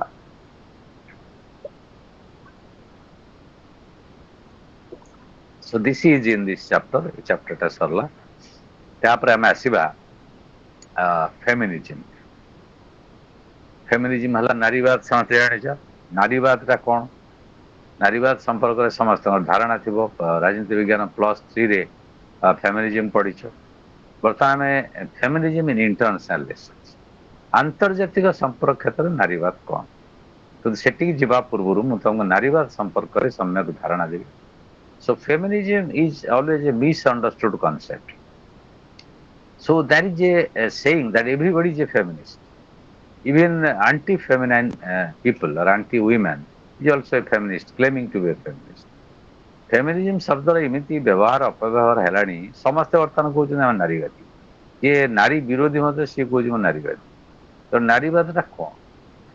Fighting for equal rights of women is feminism in the shortest and simple terms. ସବୁଠାରୁ ସଂକ୍ଷିପ୍ତ ଏବଂ ସରଳ ଉପାୟରେ ଯଦି ବୁଝିବା ନାରୀବାଦ କ'ଣ, ମହିଳାମାନଙ୍କର ସମାନ ଅଧିକାର ପାଇଁ ଲଢ଼େଇ କରିବା ଇଏ ହେଉଛି ନାରୀବାଦ. ସମାନ ଅଧିକାର କୋଉଠି? ନା in politics, in society, in culture, in religion, in every sphere. ସମାଜର ପ୍ରତ୍ୟେକ କ୍ଷେତ୍ରରେ ନାରୀମାନଙ୍କର ସମାନ ଅଧିକାର ଦରକାର in both private space and public space. So what is a private space, what is a public space? Private space କ'ଣ, public space କ'ଣ? ଘର ଭିତର ଚାରିକାନ୍ଥ ଭିତରେ ଆମେ ତାକୁ କହୁଛେ ପ୍ରାଇଭେଟ ସ୍ପେସ୍. ବାହାର ଯୋଉ ଦୁନିଆଟାକୁ ଆମେ କହୁଛେ ପବ୍ଲିକ ସ୍ପେସ୍. ଓକେ, ଏଇ ଯୋଉ ଆର୍ଟିଫିସିଆଲ ଡିଭିଜନ ଆମେ ଗୋଟେ କୃତ୍ରିମ ବିଭାଜନ କରିଛନ୍ତି, that is wrong, that is a patriarchal approach. ସେଇଟା ଗୋଟେ ପିତୃକୈନ୍ଦ୍ରିକ ବ୍ୟବସ୍ଥା ଯାହା ବିରୁଦ୍ଧରେ ଫେମିନିଜିମ୍ ଲଢୁଛି. ତେଣୁ ଜେଣ୍ଡର ଇନ୍ଇକ୍ୱାଲିଟି ବିରୁଦ୍ଧରେ ଲଢିବା, ପାଟ୍ରିଆର୍କି ଆଣ୍ଡ ଇଟ୍ସ ଭ୍ୟାଲୁଜ୍, ପିତୃକୈନ୍ଦ୍ରିକ ବ୍ୟବସ୍ଥା ଆଉ ତାର ମୂଲ୍ୟବୋଧ, ୟା ବିରୁଦ୍ଧରେ ଲଢିବା, ଇଏ ହେଉଛି ନାରୀବାଦ. ନାରୀବାଦ କ'ଣ କରେ? ନାରୀବାଦ କହୁଛି ଯେ difference, biological difference between main and women R natural. ଲୋକଙ୍କ ପୁରୁଷ ଆଉ ସ୍ତ୍ରୀ ମଧ୍ୟରେ ଥିବା ଜୈବିକ ବାୟୋଲୋଜିକାଲ ଯୋଉ ପାର୍ଥକ୍ୟ ବା ଶରୀରରେ ଯୋଉ ପାର୍ଥକ୍ୟ ଅଛି ସେଟା ହେଉଛି ସ୍ୱାଭାବିକ ବା ନେଚୁରାଲ. ତା ଭିତରେ ବି ଡିବେଟ୍ ଅଛି. ଡାକ୍ତରମାନେ, ଅନ୍ୟ ବାୟୋଲୋଜିକାଲ ଏକ୍ସପର୍ଟ ବାୟୋଲୋଜିଷ୍ଟ ମାନେ ଇଏ ବି କହୁଛନ୍ତି ନାଇଁ ଏଥିରେ ବି ନାରେଟିଭ 100% ଠିକ ନୁହେଁ. ତା ଭିତରକୁ ଯିବାକୁ ବର୍ତ୍ତମାନ ଏଠି ଆମର ଯିବାର ପରିସର ନାହିଁ. That is also challenge the patriarchal theory of difference between sex and gender. Sex ମାନେ କ'ଣ? ଯୋଉ ସେକ୍ସୁଆଲ ଡିଫରେନ୍ସ ବା ଜୈବିକ ଯୋଉ ପାର୍ଥକ୍ୟ ଅଛି ପୁରୁଷ ସ୍ତ୍ରୀ ମଧ୍ୟରେ ଶାରୀରିକ ଲକ୍ଷଣ ଦୃଷ୍ଟିରୁ ସେଟା ନେଚୁରାଲ, ସେଟା ସ୍ୱାଭାବିକ, ତାକୁ ଆମେ କହୁଛେ ସେକ୍ସୁଆଲ ଡିଫରେନ୍ସେସ୍. କିନ୍ତୁ ଯୋଉଟା gender, gender is a social construct. ଯେ ସ୍ତ୍ରୀ ଲୋକ ଏଇଆ କରିବା ଦରକାର, ସ୍ତ୍ରୀ ଲୋକ ସବୁ ଉପାସ କରିବା ଦରକାର. ଆମେ ସମସ୍ତେ ଜାଣିଛନ୍ତି ଆମ ଫ୍ୟାମିଲି ମାନଙ୍କରେ ସବୁ ମ୍ୟାକ୍ସିମମ୍ ଉପାସ କିଏ କରନ୍ତି, ଫାଷ୍ଟିଂ କିଏ କରନ୍ତି? ଏକ୍ସାମ୍ପଲ ଦଉ ଜେଣ୍ଡର, ତମେ ବୁଝିପାରିବ. ଫାଷ୍ଟିଂ କିଏ କରନ୍ତି? ଫିମେଲ ଫିମେଲ ମାନେ ଫିମେଲ ମାନେ କରନ୍ତି. କାହିଁ କରନ୍ତି? କୋଉଠି ଲେଖା ହେଇଛି? କାହିଁ କରିବା ଉଚିତ? ଏଟାକୁ ଚ୍ୟାଲେଞ୍ଜ କରୁଛି ଫେମିନିଜିମ୍. ଯଦି ଆମେ ହିସାବ କରିଦେବା ବର୍ଷ ସାରା ମ୍ୟାକ୍ସିମମ୍ ଫାଷ୍ଟିଂଟା ୱିମେନ ମାନେ କରନ୍ତି. କ'ଣ ନା ପରିବାରର ମଙ୍ଗଳ ପାଇଁ. ପରିବାର ମଙ୍ଗଳର କାହିଁକି କଣ୍ଟ୍ରାକ୍ଟ ନେବେ ୱିମେନ ମାନଙ୍କ ପାଇଁ, ପୁରୁଷ କାହିଁ ନେବେନି? ସିଏ ଫିମେଲଟେ ଫାଷ୍ଟିଂ କରି କରି ତାର ଆଇରନ୍ ଡେଫିସିଏନ୍ସି ହୁଏ, ହାଡ଼ ଗୁଡ଼ା ଦୁର୍ବଳ ହୁଏ ଏବଂ ସିଏ ଅଳ୍ପ ବୟସରୁ ଗୋଡ଼ ଭାଙ୍ଗିବା ଇତ୍ୟାଦି ରୋଗର ଶିକାର ହୁଏ. ପୁରୁଷଟିଏ ଫାଷ୍ଟିଂ ନ କରିକି ତାର ପେଟ ବଢ଼େ, ଡାଇବେଟିସ୍ ସିଏ ହୁଏ. ତେଣୁ ଆମେ ଯଦି ଫାଷ୍ଟିଂଟାକୁ ସେୟାର କରିଦିଅନ୍ତେ, ଅଧା ଅଧା କରିଦିଅନ୍ତେ, ତାହେଲେ ଉଭୟ ହେଲ୍ଦି ରୁହନ୍ତେ, ପରିବାର ବି ହେଲ୍ଦି ରୁହନ୍ତେ. But this is not done. Second ସେଭଳିଆ ଏଇଟା ପୁରୁଷ ଲୋକ କରିବେ, ଏଇଟା ସ୍ତ୍ରୀ ଲୋକ କରିବେ, ସ୍ତ୍ରୀ ଲୋକ କରିବା ଦରକାର, କରିବା ଉଚିତ.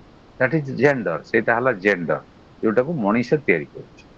ଝିଅମାନେ ସାଇନ୍ସ ପଢିବେ ନାହିଁ, ପୁଅମାନେ ସାଇନ୍ସ ପଢିବେ, ଆଜିକାଲି ଚେଞ୍ଜ ହେଲାଣି. ମୁଁ ଗୋଟେ ଏକ୍ସାମ୍ପଲ ଦଉଛି. So these are constructs, creations by men itself, by ଦେମସେଲ୍ଭସ୍.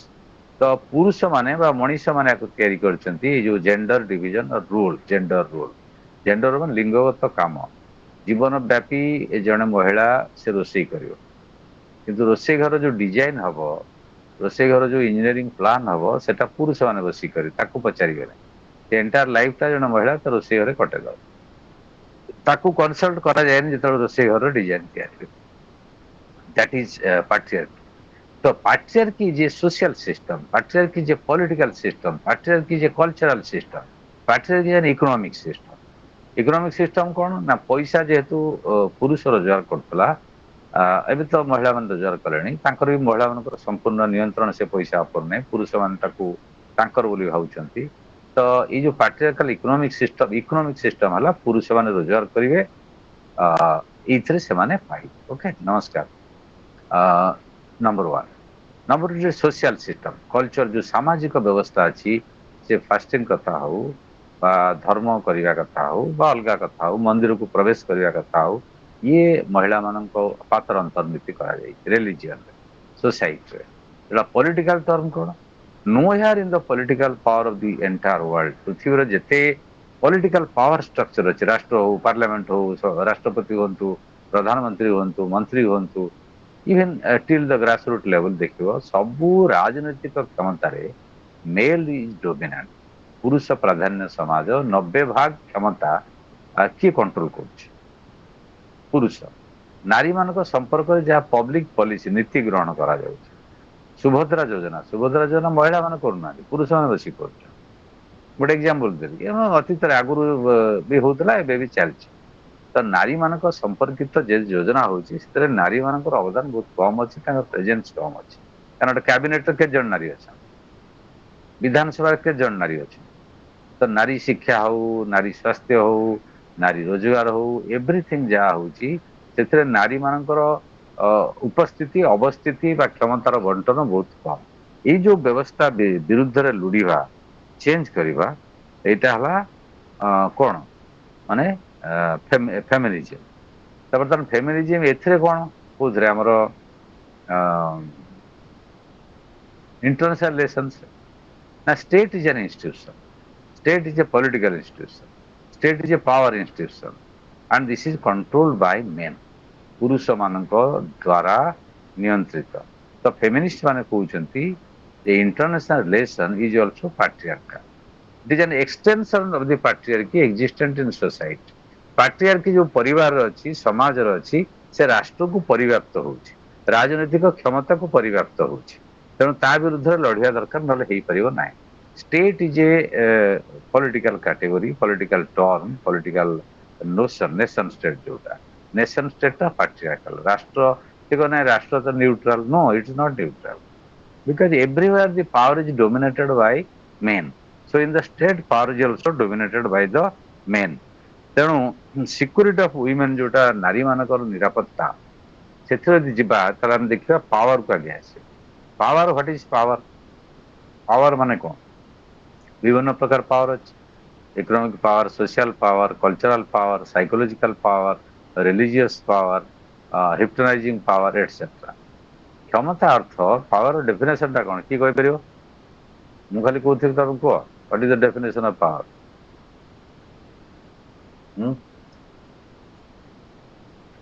The power to take decisions, to make decisions, decision making power, or to influence opinions.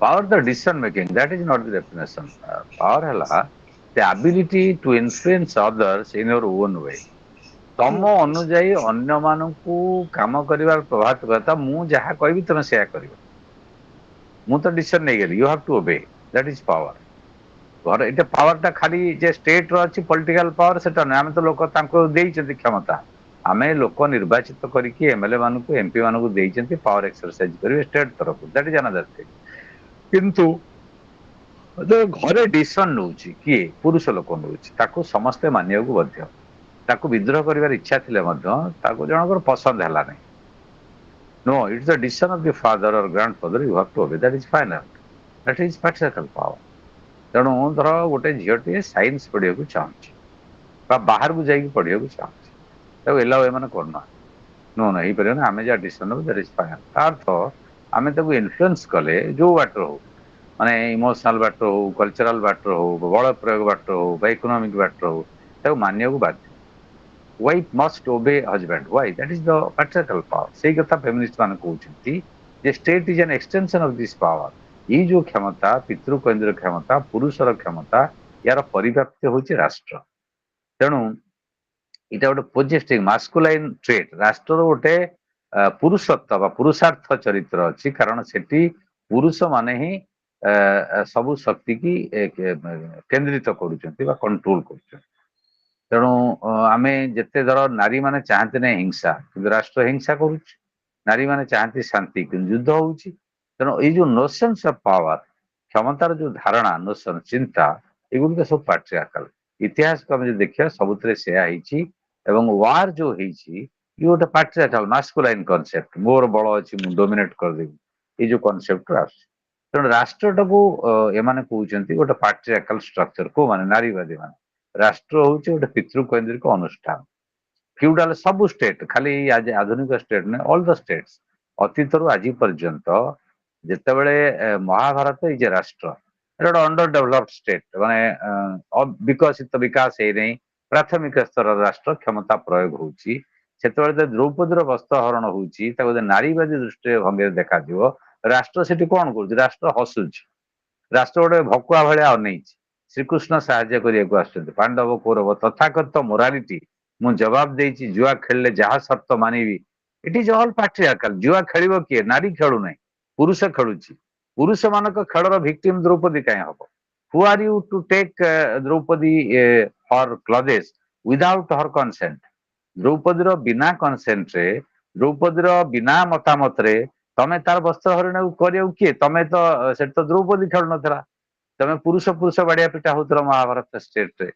ସେଭଳିଆ ରାମାୟଣକୁ ଯିବ ସୀତା, ସୀତାକୁ ଅପହରଣ କରିବାକୁ ରାବଣ କିଏ? ସେ ଲକ୍ଷ୍ମଣକୁ ଅପହରଣ କଲାନି, ରାମକୁ ଅପହରଣ କଲାନି, ସୀତାକୁ କାହିଁ ଅପହରଣ କଲା? ସୋ ଏଇ ଯୋଉ ରାଷ୍ଟ୍ର କ୍ଷମତା, ତା ଭିତରେ ନାରୀ ଗୋଟିଏ ପନ୍ ବା ଗୋଟେ କଣ ତାକୁ କୁହାଯିବ ଅସ୍ତ୍ର, ତାକୁ ବ୍ୟବହାର କରାହଉଛି। ଆମେ ସେ ଆନସିଏଣ୍ଟ ଷ୍ଟେଟ ଦେଖିଲେ, ଏଠି ମିଡିଏଭାଲ ଷ୍ଟେଟରେ ଅନେକ ଉଦାହରଣ ଅଛି ଯେ ନାରୀ ମାନଙ୍କ ପାଇଁ ଯୁଦ୍ଧ ହେଇଛି। ରାଜପୁତରେ ଆମେ ଯୋଉ ଦେଖିଛନ୍ତି ସେ ଯୋଉ ଚରିତ୍ର, ମୋଗଲ ଆଉ ରାଜପୁତ ଭିତରେ ଲଢେଇ, ତେଣୁ ଆଙ୍କୁ ନେଇ କାହିଁ ଲଢେଇ ହବ? ଆଙ୍କୁ ପଚରା ହେଇଥିଲା। So in all the state, ସାମନ୍ତବାଦୀ ରାଷ୍ଟ୍ର ହଉ, ସାମନ୍ତବାଦୀ ରାଷ୍ଟ୍ର ରାଜା ବା ଜମିଦାର ତାର ଗୋଟେ ମୋରାଲ ରାଇଟ୍ ଅଛି, ଲିଗାଲ ରାଇଟ୍ ଅଛି, ସେ ଏକାଧିକ ସ୍ତ୍ରୀ ରଖିପାରିବ। ବହୁତ ଗୁଡିଏ ସ୍ତ୍ରୀ ରଖିବେ ସବୁ ରାଜା ଏବଂ ଜମିଦାର ମାନେ। Why?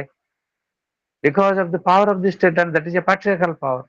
এটা ପିତୃକୈନ୍ଦ୍ରିକ ଶକ୍ତି। ତ ଫେମିନିଷ୍ଟ ମାନେ କହୁଛନ୍ତି state is a patriarchal institution. ରାଷ୍ଟ୍ର ଗୋଟେ ପିତୃକୈନ୍ଦ୍ରିକ ଅନୁଷ୍ଠାନ। ଯୋଉମାନେ କହୁଛନ୍ତି ନା ରାଷ୍ଟ୍ରଟା ନ୍ୟୁଟ୍ରାଲ, କୋଉଠି ମହିଳାଙ୍କୁ ଅଧିକାର ଦିଆହେଇନି ସେଥିପାଇଁ ରାଷ୍ଟ୍ର ଦେଇପାରୁନି, ନୋ। ମୁଁ ଯେ ଏକ୍ସାମ୍ପଲ ଦେଲି ରାମାୟଣ ମହାଭାରତରୁ ଆଧୁନିକ ରାଷ୍ଟ୍ର ପର୍ଯ୍ୟନ୍ତ, ଆଜି ପର୍ଯ୍ୟନ୍ତ ଭାରତ ହଉ ବା ପୃଥିବୀର ଯେକୌଣସି ରାଷ୍ଟ୍ର ହଉ, every state is a patriarchal state. ଅନେକ ପରିବର୍ତ୍ତନ ହଉଛି, ଲଢେଇ ହଉଛି, ମହିଳା ମାନେ ଲଢେଇ କରୁଛନ୍ତି, ପ୍ରତିନିଧିତ୍ୱ ବଢୁଛି, ରିଜର୍ଭେସନ ବଢୁଛି, ୱିମେନ ଲିଡର ଇମର୍ଜ କରୁଛି, ଇଟ୍ସ ଅଲ୍ ରାଇଟ୍, ଚେଞ୍ଜେସ୍। ତ ଏଇଟା ଗୋଟେ ଷ୍ଟେଟ କଣ? ଗୋଟେ ସୋସିଆଲ କନଷ୍ଟ୍ରକ୍ଟେଡ ମାସ୍କୁଲାଇନ ଏକ୍ସପିରିଏନ୍ସ। ପିତୃକୈନ୍ଦ୍ରିକ ବା ପିତୃତ୍ୱ ବା ପୁରୁଷାର୍ଥର ଯୋଉ ଅନୁଭୂତି, ଏଇଟା ରାଷ୍ଟ୍ରରେ ପ୍ରତିଫଳିତ ହଉଛି। ସେଇଥିପାଇଁ ସେ କହୁଛନ୍ତି ଯେ ଜେଣ୍ଡର ଆଉ class relations are backed by the power of the state. ଆମେ କାହିଁକି କହିପାରିବା ନାହିଁ ଯେ ରାଷ୍ଟ୍ର ଗୋଟେ ନିରପେକ୍ଷ ଅନୁଷ୍ଠାନ? ନିରପେକ୍ଷ ଅନୁଷ୍ଠାନ ବୋଲି କାହିଁକି କହିପାରିବା ନାହିଁ? ଠିକ ଅଛି, ରାଷ୍ଟ୍ର ଯଦି ନିରପେକ୍ଷ ହେଲା, ତାହେଲେ ଏଇଟାକୁ ଚ୍ୟାଲେଞ୍ଜ କାହିଁକି କରୁନି? ଏଇ ଯୋଉ ଜେଣ୍ଡର ଇନଇକ୍ୱାଲିଟି ବା ଲିଙ୍ଗଗତ ଅସମାନତା, ନାରୀ ବିରୋଧୀ କାର୍ଯ୍ୟକ୍ରମ, ୟାକୁ ସେ ଚ୍ୟାଲେଞ୍ଜ କାହିଁ କରୁନି? ଯଦି ରାଷ୍ଟ୍ର ନ୍ୟୁଟ୍ରାଲ ଦେଖୁଛି ଗୋଟେ ନାରୀ ଅବହେଳିତ ହଉଛି, ଅତ୍ୟାଚାରିତ ହଉଛି, ଶୋଷିତ ହଉଛି, ତା ଅଧିକାର ପଳଉଛି, ଗୋଟେ so called private sphere public sphere କରି ତାକୁ ଚାରିକାନ୍ଥ ଭିତରେ ସୀମାବଦ୍ଧ କରାହଉଛି, ସେଠି ରାଷ୍ଟ୍ର କରୁଛି କଣ? ରାଷ୍ଟ୍ର ନୀରବ ରହିଯାଉଛି। ରାଷ୍ଟ୍ର ରିକ୍ରିଏଟିଂ ଦ ପାଟ୍ରିଆର୍କାଲ ଭ୍ୟାଲୁଜ, ପିତୃକୈନ୍ଦ୍ରିକ ମୂଲ୍ୟବୋଧ ଗୁଡିକ ପୁନଃସୃଷ୍ଟି କରୁଛି, ବାରମ୍ବାର ସୃଷ୍ଟି କରୁଛି। ତାକୁ ଧ୍ୱଂସ କରୁନାହିଁ, ତାକୁ ଚ୍ୟାଲେଞ୍ଜ କରୁନାହିଁ। ତା ଆଇନଟା ପାଟ୍ରିଆର୍କିକୁ କଣ୍ଟ୍ରୋଲ କରୁନି, ନିୟନ୍ତ୍ରଣ କରୁନି। ପାଟ୍ରିଆର୍କି ଭାଙ୍ଗୁ ନାହିଁ, ପାଟ୍ରିଆର୍କାଲ ପ୍ରାକ୍ଟିସ କି ଏନକରେଜ କରୁଛି। So it is a patriarchal state. Logic is simple. ତେଣୁ ରାଷ୍ଟ୍ରର ପ୍ରତ୍ୟେକ କ୍ଷେତ୍ରରେ, ସେ ପୋଲିସ ହଉ, ପ୍ରଶାସନ ହଉ, ଶିକ୍ଷା ବ୍ୟବସ୍ଥା ହଉ, ସ୍ୱାସ୍ଥ୍ୟ ବ୍ୟବସ୍ଥା ହଉ, ସବୁ ଜାଗାରେ ରାଷ୍ଟ୍ରର ପିତୃକୈନ୍ଦ୍ରିକ ଚରିତ୍ର ପ୍ରତିଫଳିତ ହଉଛି। ହେଲା, ହେଲ୍ଥ ସିଷ୍ଟମ ଦେଖିବ, ଡାକ୍ତରଖାନା ଅଛି, गोटे आज भी महिला कहीं जाए गोटे महिला डाक्तर को खोजुची तार कॉन्फिडेंस नहीं ता भीतर कल्चर से भाया अच्छी आर्मी हो पुलिस हो जो अत्याचार होची युद्ध परे बा दंगा परे महिला मान तार शिकार होचे महिला माने हिंसार शिकार होचंती धर्षणर शिकार होचंती मृत्युर शिकार होचंती सब जगह होल वर्ल्ड रे आज गाजा रे पालेस्टाइन उपरे जो इज्राएल आक्रमण मैक्सिमम महिला ही मृत्युवरण कर शिशु मृत्युवरण कर दुर्बल सो से स्टेट पार्टी नहीं कौन जदि गोटे प्रक्रिया रे सबुठारु क्षतिग्रस्त महिला माने हेले मानसिक भाव रे बा शारीरिक भाव रे so what does that means the state is patriarchal so 100% right the feminists are in characterizing in terming in defining state as a patriarchal institution so state believes men are natural members of the state राष्ट्र बा पाट्रियार्की ग्रहण कर नेछि जे राजनैतिक क्षमता माने एटा गोटे जन्मगत अधिकार car पुरुष मानक ओके महिला माने भोट दउछन्ती किंतु क्षमता बाटला बेलू पुरुष मानक पाखरे करा होछि तेणु वी हैव मिस्टिफाइड स्टेट राष्ट्रटा को रहस्यमय कर दउछ राष्ट्र जो पितृकेन्द्रिक चरित्र पुरुषार्थ चरित्र सेतेबेले देखियो हम तो रहस्यमय कर देकी आम गोटे ओडिया कौन कहवा माने थ्योरीटा गालुएम कर देकी हाँ एटा gender neutral institution no it's not a gender neutral institution family is not a gender neutral institution even education institutions are not gender neutral institution teacher भी तार छात्री मान प्रति पात्र अंतर नीति ग्रहण करुच्ची पितृकेन्द्रिक संस्कृति रे राइट तो से गोटे एजुकेशनल स्पेस जोटा पब्लिक स्पेस सेठी मध्य महिलार समान अधिकार बा छात्रीर समान अधिकार नाही तो we have to challenge that बोली सेमाने कहउछन्ती के फेमिनिस्ट मान एवं तमे देखियो रिसेंट गोटे एग्जांपल तुमको देबी गोटे आबर्सन राइट टाको ट्रम्प उठे देला abortion right is a natural right of women एटा महिला मानकर स्वतःस्फूर्त प्राकृतिक अधिकार ताकि छड़े नेबा उचित नहीं एटा संवैधानिक अधिकार किंतु ट्रम्प उठे दउछि ट्रम्प किए अमेरिका राष्ट्र मुख्य तो राष्ट्र केमिति व्यवहार कला से this is very simple we must understand okay तापर ये जो नेशनलिज्म कथा कहउछन्ती सेठी जेंडर आसु हमें भारतीय जातीयता कहला बेले महिला मानु कोना कोडी बाहर कर दउछ इंडियन फ्रीडम मूवमेंट गोटे बड़ कंट्रीब्यूशन है महिला मानकर प्रचुर परिमाणर भागीदारी अच्छी बहु संख्यार से भाग नहीं ओडिशा रे माँ रमा देवी सरला देवी अनेक महिला नेत्री स्वाधीनता पूर्व गांधी डाकर जॉइन करते किंतु स्वाधीनता पर जो राष्ट्र आसीगला से महिला मान स्थिति कहीं आसला ना इंडिया रे से महात्मा गांधी धर्मपत्री नेतृत्व में लवण सत्याग्रह अनेक महिला आपणकर वेस्ट बेंगल कल्पना दत्त हूँ अनेक विप्लवी महिला संग्रामी माने भाग नहीं अवदान रखते भारतीय स्वाधीनता संग्राम स्वाधीनता पर Indian state became a patriarchal state तेणु women as a nation part of the nation ये हम स्वीकार करना हम भावुं part both men and women किंतु पावर टा एक्सरसाइज कर मेन सब प्रकार पावर जदि आम फेमिनिस्ट राइटर मान देखा बहुत फेमिनिस्ट राइटर अच्छे ना गुड़ा शुणी तो बही भी अच्छी तुम जान युवाल डाविस आंथियास जयवर्धने सिंथिया एनलो एमाने जेंडर और नेशनल आइडेंटिटी और एथनिक आइडेंटिटी लिंक टाको स्टडी करछन से कहउछन जो एथनिक इवॉल्वमेंट होउची बा नेशनलिज्म ता जो ग्रो करूची सेतरे महिला मानकर अवदान अछि भारत रे जो जातीयतार अभिवृद्धि हला सेतरे महिला मानकर अवदान रहला किंतु महिला मान तार सुफल पाइले नै क्षमता पाइले नै तांग परवर्ती पर्याय रे बाद कर दिया गला तार तो नेशन जन्म रे दे आर रिप्रोड्यूसर्स से माने प्रोड्यूस करछन नेशन को एलोंग विथ मेन जो नेशन न जन्म है धर उदाहरण स्वरूप भारत भारत राष्ट्र जन्म है 190 वर्ष जो संघर्ष ब्रिटिश विरोधी संघर्ष से भारत जातीयतावाद उन्मेष है विकास है गोटे परिपक्व अवस्था को आसला से महिला मान प्रचंड अवदान रहा कि परवर्ती पर्याय भारत स्वाधीनता पाईगला आज महिला मान लड़िया पड़ी आमको पार्लियामेंट 33% रिजर्वेशन दि जाए जो नारी अधिनियम बंधन अधिनियम से पुणी 29 कार्यकारी हम सांगे सांगे कार्यकारी है ना तो कौटना कौटी पुरुष मैंने एकजुट हो जाति धर्म वर्ण लिंग राजनैतिक बाच विचार सत्वे दल सत्वे सबू महिला ए पुरुष मैंने एकजुट होती आम महिला मान क्षमता देवार ଯେତେବେଳେ ତମେ ଜାଣିଥିବ ସମସ୍ତେ Biju Pattanaik was the first leader in India to introduce reservation for women in panchayat raj system. Biju Pattanaik ହଉଛନ୍ତି ଭାରତବର୍ଷର ପ୍ରଥମ ନେତା ଯିଏ ପଞ୍ଚାୟତ ବ୍ୟବସ୍ଥାରେ ମହିଳାମାନଙ୍କ ପାଇଁ ସଂରକ୍ଷଣ ଆରମ୍ଭ କରିଥିଲେ। ସେତେବେଳେ ତାଙ୍କ ଦଳ ଭିତରେ ରାଜ୍ୟରେ ସବୁଆଡେ ଗୋଟେ ପ୍ରବଳ ରିଆକ୍ସନ ହେଲା, କହିଲେ ଲୋକ କିଛି ବୁଝୁନାହିଁ, ଯିଏ ଘରେ ରୋଷେଇ କରୁଛି, ଯିଏ କିଛି ପାଠଶାଠ ଜାଣିନାହିଁ, ପଲିଟିକ୍ସ କଣ ଜାଣିନାହିଁ, ପାୱାର କଣ ଜାଣିନାହିଁ, ଯେମିତି ପଲିଟିକ୍ସଟା ଗୋଟେ ବିରାଟ ଜ୍ଞାନର ବିଷୟ, ତ ବହୁତ ଅପାଠୁଆ ଲୋକ ପଲିଟିକ୍ସରେ ଡୋମିନେଟ୍ ହେଇଛନ୍ତି, ସକ୍ସେସଫୁଲ ହେଇଛନ୍ତି। କମ ପଢୁଥିବା ଲୋକ ମଧ୍ୟ ଆଜି ବି ଅଛନ୍ତି ପଲିଟିକ୍ସରେ, ତ ପାଠ ତାର କିଛି ନାହିଁ। ତେଣୁ ସେମାନେ କହିଲେ ନା ଜ୍ଞାନ ନୁହନ୍ତି, ଜାଣିନାହାନ୍ତି, ସେ କେମିତି ହବ। ମୁଁ ଦେଖିଛି ଗୋଟେ ବହୁତ ବଡ ନେତା ଯେତେବେଳେ ରାବଡି ଦେବୀ ମୁଖ୍ୟମନ୍ତ୍ରୀ ହେଲେ ବିହାରରେ, ସେ ବହୁତ ତୀବ୍ର ସମାଲୋଚନା କଲେ। କଣ ଘରେ ରୋଷେଇ କରିଥିବା ଲୋକ ମୁଖ୍ୟମନ୍ତ୍ରୀ ହେଇଯିବ? କାହିଁ ହବନି? କାହିଁକି ହବ ନାହିଁ? ଯଦି ଅଲଗା ଲୋକ ହେବେ, ସାଧାରଣ ଲୋକ ମୁଖ୍ୟମନ୍ତ୍ରୀ ହେଇପାରିବେ, ତାହେଲେ ଜଣେ ମହିଳାଟେ ମୁଖ୍ୟମନ୍ତ୍ରୀ କାହିଁ ହେଇପାରିବ? ମହିଳାଟେ ମୁଖ୍ୟମନ୍ତ୍ରୀ ହେବା ପାଇଁ କଣ ନିହାତି ପଲିଟିକାଲ ସାଇନ୍ସ ପଢିଥିବା ଦରକାର, ନା ପଲିଟିକାଲ ବ୍ୟାକଗ୍ରାଉଣ୍ଡ ହେଇଥିବା ଦରକାର, ନା କଣ? Come from common background. So question is, ଏଇଟା ଦବା ପାଇଁ ଆମ ଭିତରେ ଏତେ ପ୍ରତିରୋଧ, ଏତେ ସେଇଥିପାଇଁ କୁହାହଉଛି ଷ୍ଟେଟ ଇଜ୍ ପାଟ୍ରିଆର୍କାଲ। ତେଣୁ ଜାତୀୟତାବାଦକୁ ପାଟ୍ରିଆର୍କାଲ ସେମାନେ କହିଲେ, ନ୍ୟାସନାଲିଜିମ୍ କି ପାଟ୍ରିଆର୍କାଲ କହିଲେ, କାରଣ ୱାର ଆଉ କନଫ୍ଲିକ୍ଟ ସମୟରେ ଯୋଉ ଅତ୍ୟାଚାର ହଉଛି ମହିଳାମାନଙ୍କ ଉପରେ, ତାଙ୍କର ଅବସ୍ଥାକୁ ଆମେ ଭୁଲି ଯାଉଛନ୍ତି, ଅବଦାନକୁ ଭୁଲି ଯାଉଛନ୍ତି, ଏବଂ କୁହାଯାଉଛି women are important for the nation and nationalism as transmitters of national culture.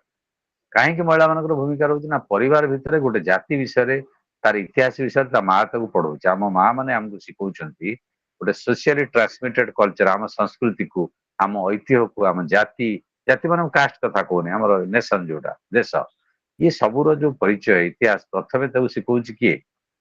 ମହିଳାମାନେ ଶିଖଉଛି। ତାପରେ ସ୍କୁଲ ସିଷ୍ଟମ, ଏଜୁକେସନ ସିଷ୍ଟମ ଶିଖଉଛି। ତ ଜାତିକି ତିଆରି କରିବା ଯଦି ମହିଳାମାନଙ୍କର ପ୍ରମୁଖ ଭୂମିକା ରହିଲା, ତାହେଲେ ଜାତି ଭିତରେ ବା ଜାତିର କ୍ଷମତା ଭିତରେ କାହିଁ ମହିଳାମାନଙ୍କୁ ଉପସ୍ଥିତି କରାଗଲା ନାହିଁ? Because state is a patriarchal institutions. Okay, ଆମେ ବହୁତ ଦଙ୍ଗା ହଉ, ସଂଘର୍ଷ ହଉ, ଗଣ୍ଡଗୋଳ ହଉ, ମହିଳାମାନେ ପ୍ରଥମେ ଶିକାର ହୁଅନ୍ତି, ମହିଳାମାନଙ୍କୁ ଟାର୍ଗେଟ କରାଯାଏ। ବିଭିନ୍ନ ଯୁଦ୍ଧରେ ଆର୍ମି ମାନେ ଯୋଉ ଆକ୍ରମଣ କରିବାକୁ ଯାଆନ୍ତି, ସେଥିରେ ମହିଳାମାନଙ୍କୁ ଟାର୍ଗେଟ କରନ୍ତି। So what is this? Because army is the extension part of the state. State is patriarchal. ତ ଇଏ ଗୋଟେ ଗୁରୁତ୍ୱର ବିଷୟ ଉପରେ ଏଇ ଚାପ୍ଟରରେ ଆଲୋଚନା କରାହେଇଛି। ତ ଯଦି ଜାତୀୟବାଦୀ ଆନ୍ଦୋଳନ ଆମେ ଦେଖିବା, ମୁଁ ଯୋଉଟା କହିଲି ଯେ ଭାରତରେ ହଉ ବା ଜାତୀୟତାବାଦୀ ଆନ୍ଦୋଳନରେ, ସେଥିରେ ବିଭିନ୍ନ ବର୍ଗର ମହିଳା ଭାଗ ନେଇଛନ୍ତି, ଅବଦାନ ରଖିଛନ୍ତି, କିନ୍ତୁ ତାଙ୍କୁ ନ୍ୟାୟ ମିଳିନାହିଁ। କାରଣ ପରବର୍ତ୍ତୀ ପର୍ଯ୍ୟାୟରେ ଯୋଉ ରାଷ୍ଟ୍ର ଜନ୍ମ ହେଇଛି, ଆମେ ଯେତେବେଳେ ବ୍ରିଟିଶକୁ ଦୋଷ ଦଉଥିଲେ ଯେ ଆମେ ଲଢିବୁ, ଆମର ଅଧିକାର ଅଛି, ବ୍ରିଟିଶ ସ୍ୱାଧୀନତା ପାଇଲା ପରେ ସ୍ୱାଧୀନତା ପାଇଗଲେ। ସ୍ୱାଧୀନତା ପାଇସାରିଲା ପରେ ବିଜୁ ପଟ୍ଟନାୟକ ସିନା ପଞ୍ଚାୟତ କରିଦେଲେ, ତାପରେ ରାଜୀବ ଗାନ୍ଧୀ ପଞ୍ଚାୟତ ରାଜ କରିଦେଲେ, କିନ୍ତୁ ଆସେମ୍ବଲିରେ କେହି ଜଣ ଅଛନ୍ତି? 10-11ଟି ଲୋକ। ଓଡିଶା ଆସେମ୍ବଲିରେ ନିଆଯିବ ହିସାବ, 147 ଜଣ ବିଧାୟକ ଅଛି, ବିଧାୟିକା ସଂଖ୍ୟା କେତେ ଜଣ? ହାଫ୍ ରହିବା କଥା ନିୟମ ତ, କାରଣ ମହିଳାଙ୍କ ସଂଖ୍ୟା ପୁରୁଷଙ୍କ ସଂଖ୍ୟା ସମାନ, ଅଧାଅଧି। ଅଧାଅଧି କାହିଁ? ତ 150 ମାନେ 72 or 73 ଆଟଲିଷ୍ଟ ମହିଳା ଏମଏଲଏ ରହିବା କଥା। ରାଜନୈତିକ ଦଳ ଯିଏ ଅଛି, you tell me one political party where this women is a leader. One is Mamata Banerjee in Trinamool Congress West Bengal. She is a leader. ଆଉ ଥିଲେ ଆମର ତାମିଲନାଡୁରେ କଣ ତାଙ୍କ ନା, ଜୟପ୍ରଦା ନା କଣ, ସରି କଣ ମୁଖ୍ୟମନ୍ତ୍ରୀ ଥିଲେ? Sir ତାମିଲନାଡୁର Joy ମୁଖ୍ୟମନ୍ତ୍ରୀ Lolita. ଥିଲେ Sir Jayalalithaa, Joy Jaya Prada. Lolita. Yes Yes, Jayalalithaa. ସେ ଜୟଲଳିତା, ସିଏ ୱିମେନ୍ ଲିଡର। ଏଇଭଳିଆ ଅଳ୍ପ ଏକ୍ସାମ୍ପଲ ଛାଡରେ ପଲିଟିକାଲ ପାର୍ଟିରେ ୱିମେନ୍ ଲିଡର କାହାନ୍ତି? ଖାଲି ଆମେ ଗୋଟେ ଲିମିଟେଡ ପାୱାର ଭିତରେ ତାଙ୍କୁ ରଖିଛନ୍ତି, କିନ୍ତୁ ଲିଡରସିପ, ପଲିଟିକାଲ ପାର୍ଟିର ଲିଡରସିପ ପୁରୁଷ ହାତରେ, ଷ୍ଟେଟର ଲିଡରସିପ ପୁରୁଷ ହାତରେ, ଆର୍ମିର ଲିଡରସିପ ପୁରୁଷ ହାତରେ, ଡିଫେନ୍ସର ଲିଡରସିପ ପୁରୁଷ ହାତରେ, ପୋଲିସର ଲିଡରସିପ ପୁରୁଷ ହାତରେ। ତ ଆସ୍ତେ ଆସ୍ତେ ଚେଞ୍ଜ ହଉଛି। ଆମେ ଡିଜି ବିଭିନ୍ନ ଷ୍ଟେଟରେ ମହିଳାମାନେ ଆସିଲେଣି, ଚିଫ ସେକ୍ରେଟାରୀ ମହିଳାମାନେ ଆସିଲେଣି। These are changes, but the state and its organs are purely patriarchal. Changes ଯେ ଏମାନେ ଏକ୍ସେପସନାଲ, ବ୍ୟତିକ୍ରମ, ଜଣେ ଅଧେ କାଁ ଭାଁ କୋଉଠି ହେଲା। ମୁଖ୍ୟମନ୍ତ୍ରୀ ମହିଳା ଆସିଲେଣି। ତ କଥା ହଉଛି, ଏଇ ଯୋଉ ରାଷ୍ଟ୍ରର ଯୋଉ ଅଙ୍ଗ ଗୁଡିକ, କାର୍ଯ୍ୟପାଳିକା ହଉ, ନ୍ୟାୟପାଳିକା ହଉ ବା ବ୍ୟବସ୍ଥାପିକା ହଉ, ଇଏ ସବୁ ପୁରୁଷ କୈନ୍ଦ୍ରିକ ବା ପିତୃତନ୍ତ୍ର ଦ୍ଵାରା ଜର୍ଜରିତ। ତେଣୁ ବର୍ତ୍ତମାନ କଥା ହଉଛି, ସାମରିକବାଦ, ଯୁଦ୍ଧ, ଶାନ୍ତି, ରାଷ୍ଟ୍ର ରାଷ୍ଟ୍ର ସମ୍ପର୍କ, ये सबुटिक देखा जिवो ताले हम देखिपरिबा जे सबुथारे पुरुषतंत्रर नियंत्रण कंप्लीट रहउछि। ह्यूमन राइट्स की जे देखिबो आमे कहूछु तुमको एग्जाम ये बही रे सब जिनस ना मु तुमको एक्सप्लेन करिया पे सब विभिन्न एग्जांपल दूछि। रूसो कोन लिखले man is born free and everywhere he is in chains, he is in chains not she is in chains। आमे तो गाइले महान प्रख्यात दार्शनिक जी जैक्स रूसो तांकर बही ना हला सोशल कॉन्ट्रैक्ट। तांकर प्रथम वाक्य हला man is born free but everywhere he is in चेस। मनीष जन्मरु मुक्त किंतु जन्म परे से श्रृंखल रे आबद्ध। से वीमेन लिखिले नाही मेन लिखिले। फरासी राष्ट्र विप्लव ପାଇଁ जो आह्वान देले men not women he not she सबु जगह रे हमें सेही कथा देखियो। आदर्श रे मध्य राष्ट्र तैयारी जो करूछथि जो मानकर अवदान अछि सेही महिला कथा न लेखि कि पुरुष कथा लेखिले। ह्यूमन राइट्स महिला मानकर काई ह्यूमन राइट जेतबेले हला सेतबेले ए जो जेंडर राइट ता कुआ गला जे एवं ताकू कुआ गला जे गोटे इरेंट वुमेन जे कथा मानने जो महिला ताकू आमे हिंसा द्वारा कंट्रोल करिवा दरकार पड़े यौन हिंसा द्वारा कंट्रोल कर ये जो कॉन्सेप्ट आसला तार मौलिक अधिकार उल्लंघन हला कि ताके देखले जेतले वार होउची वार की को स्टेट करूची स्टेट आर्मी करूची सीरिया रे हो लेबानन रे हो पैलेस्टाइन रे हो इजराइल ईरान रे हो ईरान भीतर हो बर्तमान यूक्रेन रे हो सब वार रे महिला माने जो शासक गोष्ठीर सेना जी जीतुची सी तले माड़ी जाउची सी प्रथमे ये जो महिला मान को टार्गेट करुची यौन हिंसा हो शारीरिक हिंसा हो मानसिक हिंसा हो जहाँ भी जहाँ हो सेठी महिला मानकर अधिकार उल्लंघन होउची जो स्टेट करुची सी करुची काई से ह्यूमन राइट्स कथा कहूनी।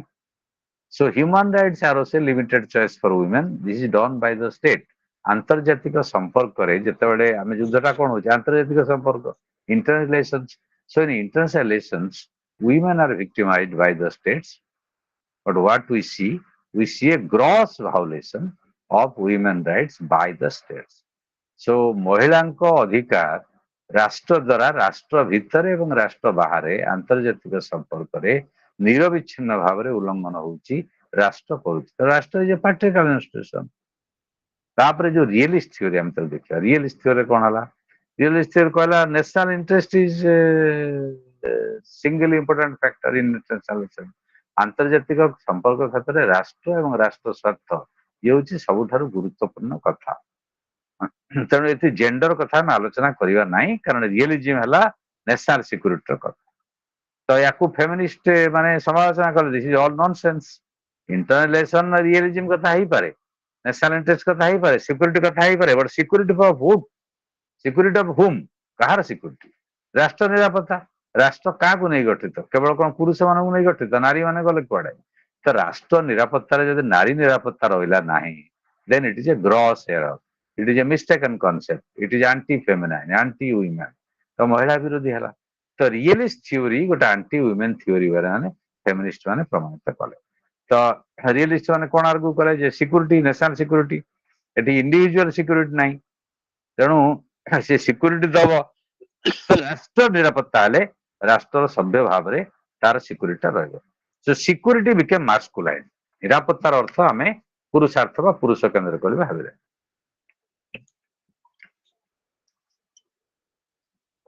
मोर काश हो ना। सो ये जो फेमिनाइन कॉन्सेप्ट है तेणु रियलिस्ट माने एटा रोजमारी ग्रांट बोली जने नारीवादी लेखक अच्छा थ्योरिस्ट अच्छा सी कहले जे realist theory endorses patriarchy because for realist patriarchy is necessary for maintaining social order and state। ये इंटरप्रेट कले जे रियलिस्ट थ्योरी कौन करुचे ना पाट्रियार्की की सिक्यूरीटी दउची कारण तांको पई पितृकेन्द्रिक व्यवस्था दरकार सामाजिक श्रृंखला एवं कौन लिखले मत देखा गलानी सेटा ओडे हेज हे कि आसी जो स्क्रीन में इट इज नॉट क्लियर मतलब लास्ट कहबो लिखा दरकार कहलो just 20 minutes थिबो 6:30 कहे। तो रियलिस्ट डिस्कोर्स फेमिनिस्ट क्रिटिक आरंभ हला।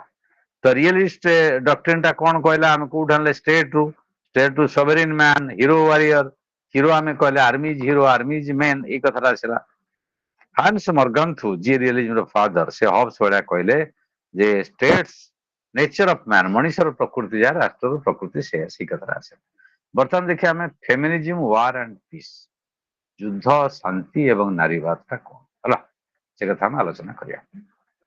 ତା ପୂର୍ବରୁ ଖାଲି ଗୋଟେ କଥା ଯେ social hierarchy of main and women ପୁରୁଷ ସ୍ତ୍ରୀ ମାନଙ୍କର ଯୋଉ ସାମାଜିକ ଢାଞ୍ଚା ଉପର ତଳ ହାଇରାର୍କି ସେଇଟା ରିଫ୍ଲେକ୍ଟେଡ ହେଇଛି ଷ୍ଟେଟରେ। ତା ଅର୍ଥ ପୁରୁଷ ସ୍ତ୍ରୀ ଭିତରେ ଯାହା ସମାଜରେ ପ୍ରଭେଦ ଅଛି ପାତର ଅନ୍ତର ଅଛି ଉଚ୍ଚା ନିଚା ଅଛି ସେଇଟା ରାଷ୍ଟ୍ରରେ ମଧ୍ୟ ଅଛି।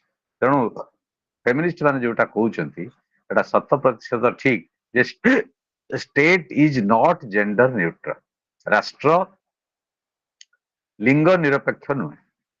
State is a patriarchal institution. State ହଉଛି ଗୋଟେ ପିତୃ କୈନ୍ଦ୍ରିକ ଅନୁଷ୍ଠାନ। Okay, so just a 2 minute break. Okay, I am coming. Wait, then ଆମେ ଏଇଟା ଷ୍ଟାର୍ଟ କରିବା feminism war and peace. Nobody should leave, କେହି ଯିବ ନାହିଁ। ଗୋଟାଏ 2 ମିନିଟ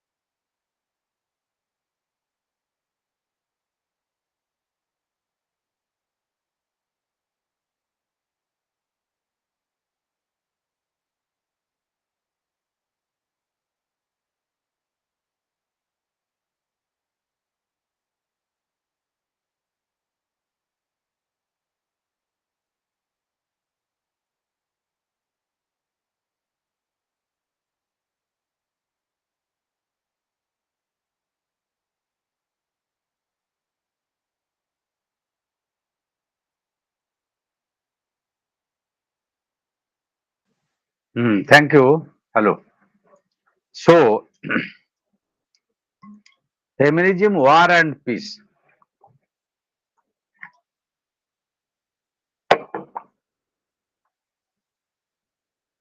UNESCO charter कहला जे wars are made in the minds of men and it is in the minds of men that peace should be made.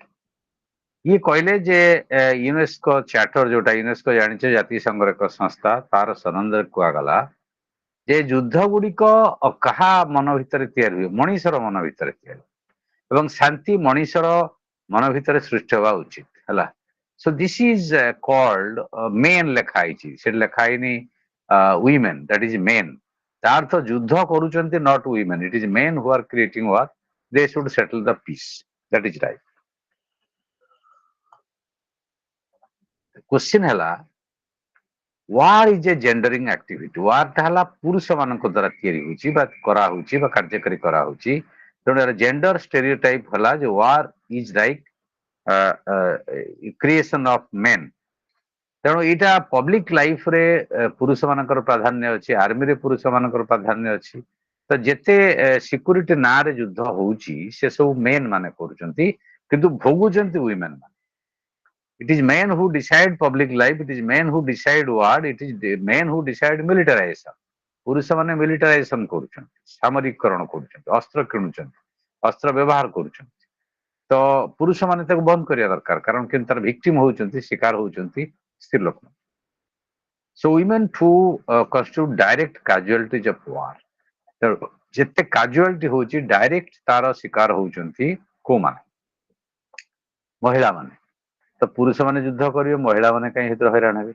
ମହିଳା ମାନେ କାହିଁ ତାର ଶିକାର ହେବେ ବଡ ବିପଜ୍ଜନକ କଥା ତ ଏଇ କଥାଟା ସେ ଫେମିନିଷ୍ଟ ମାନେ କହୁଛନ୍ତି this is the reason why men should settle the questions of war or questions of peace these are the creations of uh, men and not women okay so war time sexual violence ଯୁଦ୍ଧ ସମୟରେ ଆମେ ଦେଖିଛନ୍ତି ପ୍ରତ୍ୟେକ ଯୁଦ୍ଧ ସମୟରେ ଆମେ ଦେଖିଛନ୍ତି ଯେ ଯୌନ ହିଂସା ମୁଖ୍ୟତଃ ହୁଏ ମହିଳାମାନଙ୍କ ବିରୁଦ୍ଧରେ and militarization military conflict ଯୋଉଟା ହୁଏ so patriarchy is reflected in the military behavior of state and state organizations ରାଷ୍ଟ୍ରର ଯୋଉ ସଂସ୍ଥା ଅଛି ବା ସଂଗଠନ ଅଛି ବା ରାଷ୍ଟ୍ର ନିଜେ ଯୁଦ୍ଧ ସମୟରେ ବା ହିଂସା ସମୟରେ ଆଞ୍ଚଳିକ ହିଂସା ହଉ ଯେକୌଣସି ହିଂସା ସମୟରେ ଏ ପିତୃକୈନ୍ଦ୍ରିକ ମୂଲ୍ୟବୋଧ ପ୍ରତିଫଳିତ ହୁଏ ଯୋଉଟା ମହିଳାମାନଙ୍କୁ ଶିକାର କରିଥାଏ ସେଟାକୁ ଆମେ ଅଲମୋଷ୍ଟ ଅଲ ୱାରରେ ୱାର ଟାଇମ ସେକ୍ସୁଆଲ ଭାଉଲେନ୍ସ କୁହାଯାଏ ଏବଂ ଏଇଟା ଗୋଟେ ଏତେ ବ୍ୟାପକ ଯେ ଯେମିତିକି ବାଂଲାଦେଶ ୱାର 71ରେ 2 ଲକ୍ଷ ବାଂଲାଦେଶୀ ମହିଳା ମାନଙ୍କୁ ପାକିସ୍ତାନୀ ଆର୍ମି ରେପ୍ କରିଥିଲା ଯୁଗୋସ୍ଲୋଭିଆରେ ଯୋଉଟା ଭାଙ୍ଗିଗଲା ଯୁଗୋସ୍ଲୋଭିଆ ସେ ସମୟରେ ଲକ୍ଷ ଲକ୍ଷ ମହିଳାଙ୍କୁ ମଧ୍ୟ ଯୌନ ହିଂସାର ଶିକାର ହେବାକୁ ପଡିଲା ଏଇଟା ଯୌନ ହିଂସା ଖାଲି ହିଂସା ନୁହେଁ ତାପରେ ଯୋଉ ସାଇକୋଲୋଜିକାଲ ଟ୍ରାଉମା ବା ମନସ୍ତାତ୍ତ୍ୱିକ ଚାପ ସେଗୁଡା ରୁହେ ସେଇଥିପାଇଁ ନାରୀବାଦୀ ମାନେ ୱାରକୁ ବିରୋଧ କରୁଛନ୍ତି ୱାର କରୁଥିବା ରାଷ୍ଟ୍ରକୁ ବିରୋଧ କରୁଛନ୍ତି ୱାର ପରିଚାଳନା କରୁଥିବା ପୁରୁଷ ମାନଙ୍କୁ ବିରୋଧ କରୁଛନ୍ତି ସେ କହୁଛନ୍ତି ଯେ ମହିଳା ବିରୋଧୀ ହିଂସା କେବଳ ୟାଙ୍କ ଦ୍ୱାରା ହଉନି ରାଷ୍ଟ୍ର ଦ୍ୱାରା ହଉନି ରାଷ୍ଟ୍ରକୁ ପରିଚାଳିତ କରୁଥିବା ୟାଙ୍କ ଦ୍ୱାରା ହଉଛି କାହା ଦ୍ୱାରା ପୁରୁଷ ମାନଙ୍କ ଦ୍ୱାରା ଏଇଟା ଡକୁମେଣ୍ଟେଡ ହେଇଛି united nation's commission of human rights ଜାତିସଂଘ ବା ଅଲଗା ନାରୀ ସଂଗଠନ ନାରୀ ଅଧିକାର ପାଇଁ ଲଢୁଥିବା ସଂଗଠନ ମାନବ ଅଧିକାର ପାଇଁ ଲଢୁଥିବା ସଂଗଠନ ଇଏ ସବୁ ଗୁରୁତ୍ୱପୂର୍ଣ୍ଣ ଭାବରେ ୟାକୁ ଡକୁମେଣ୍ଟ କରିଛନ୍ତି ଲିଖିତ ଭାବରେ ଡକୁମେଣ୍ଟସ ଅଛି ଯେ କୋଉ କୋଉ ଆଫ୍ରିକାର ରୁଆଣ୍ଡାରେ ଦେଖ ଯୋଉଠି ଇଏ ଗଲା ୱାର ଷ୍ଟେଟ ଭିତରେ ତାପରେ ହେଲା ସିଭିଲ ସୋସାଇଟି ଯୋଉ ଭାଉଲେନ୍ସ ସିଭିଲ ୱାର ଗୃହ ଯୁଦ୍ଧ ହଉଛି ଶ୍ରୀଲଙ୍କାରେ ଯେମିତି ହେଲା ତାମିଲ ଆଉ ୟାଙ୍କ ଭିତରେ ଏଲଟିଟି ସିଂହଳି ରୁଆଣ୍ଡାରେ ଯୋଉ ଗୃହ ଯୁଦ୍ଧ ହଉଛି ସିରିଆରେ ହଉଛି ବା ବିଭିନ୍ନ ରାଷ୍ଟ୍ରରେ ଯୋଉ ଗୃହ ଯୁଦ୍ଧ ହଉଛି ବିଭିନ୍ନ କାରଣ ପାଇଁ ସେଥିରେ ମଧ୍ୟ ମହିଳା ମାନେ ହିଂସାର ବା ଯୌନ ହିଂସାର ଶିକାର ହଉଛନ୍ତି this is a well documented fact ତେଣୁ impact of war on the destruction of the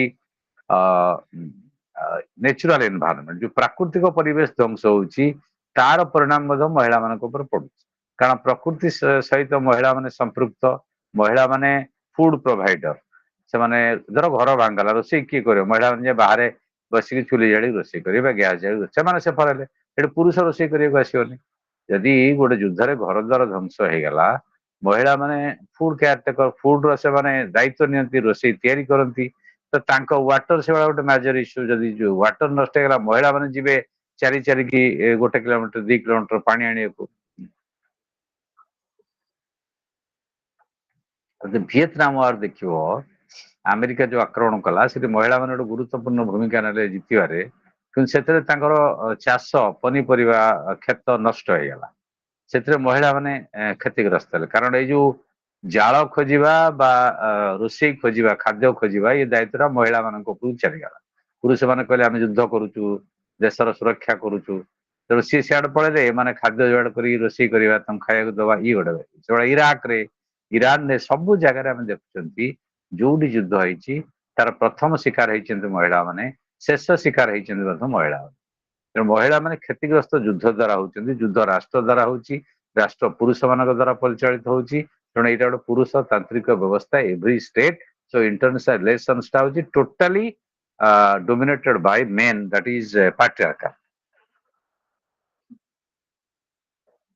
ତାକୁ କେମିତି ମ୍ୟାନେଜ, ସିକ୍ୟୁରିଟି ଡିବେଟ ନାଁରେ, ଜାତୀୟ ସ୍ୱାର୍ଥ ନାଁରେ, ରାଷ୍ଟ୍ର ନିରାପତ୍ତା ନାଁରେ, ତମେ ରାଷ୍ଟ୍ର ନିରାପତ୍ତା ତିଆରି କର, କିଏ ମନା କରୁନାହିଁ। କିନ୍ତୁ ରାଷ୍ଟ୍ର ନିରାପତ୍ତା ନାଁରେ ନାରୀ ମାନଙ୍କ ନିରାପତ୍ତାକୁ ବିପନ୍ନ କରିବାର କୌଣସି କାରଣ ନାହିଁ, ଏଇ କଥା ଫେମିନିଷ୍ଟ ମାନେ କହୁଛନ୍ତି।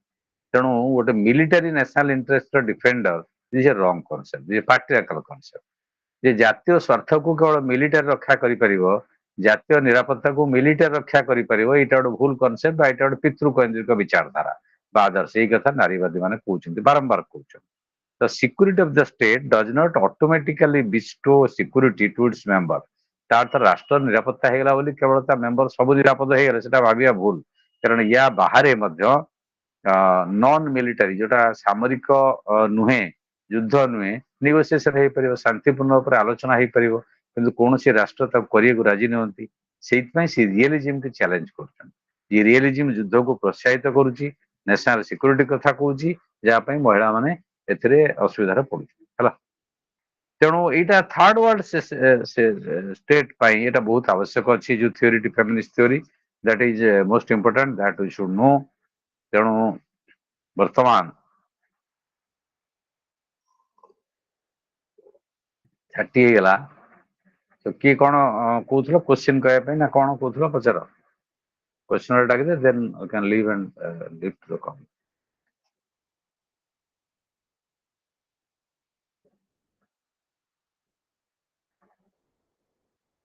ଦେଖୁନ, ହ୍ୟାଲୋ, କଣ ହେଲା ବବିତା, ତମେ କୁଆଡେ ଛାଡିକି ପଳେଇଥିଲ କି? ହୁଁ?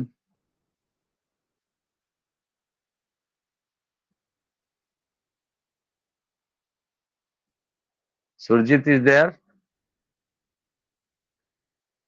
Jadhav is there. What is your name, Jadhav? Jadhav is the title. What is your name? Sir, my name is Priyanka Yadav. Priyanka. Yes, sir. Okay, very good. So write down the questions of this chapter.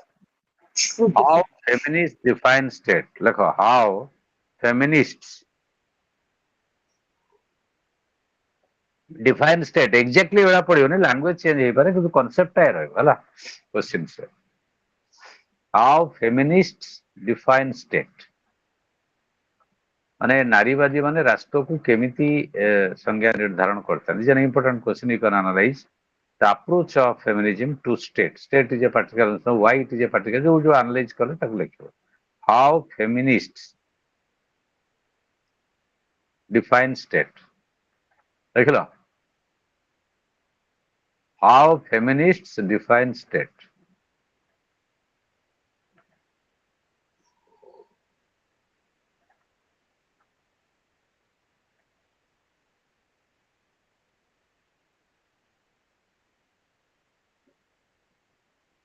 Okay, thank you, Mamta. Second ହେଲା, what is power according to the feminists? What is power? Power तो मैं जानी according to feminist मान माने power माने patriarchal power से explain करियो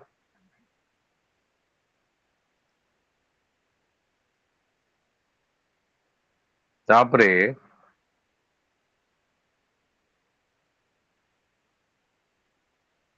why feminist criticise realism और अपोज रियलिज्म जा लिख परियो व्हाई फेमिनिस्ट्स क्रिटिसाइज रियलिज्म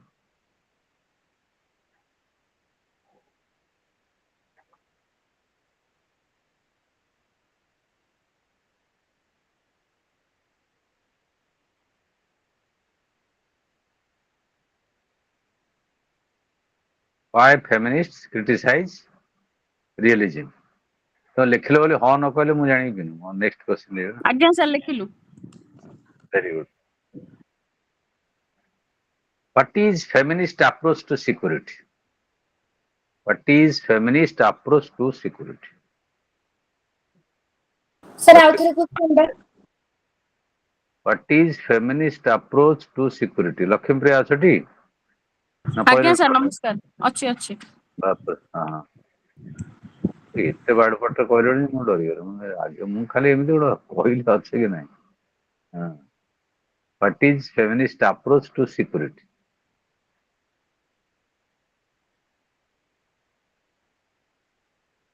ମୁଁ ସେ ଗୋଟେ ଭିडिଓ शेयर କରିଥିଲି ତମର ଯୋଉ ଆମର इंटरनेशनल पॉलिटिक्स ର ମୋର ଯୋଉ टीवी बाइट ତମେ ନିଜେ ଦେଖଛ ନା ନାହିଁ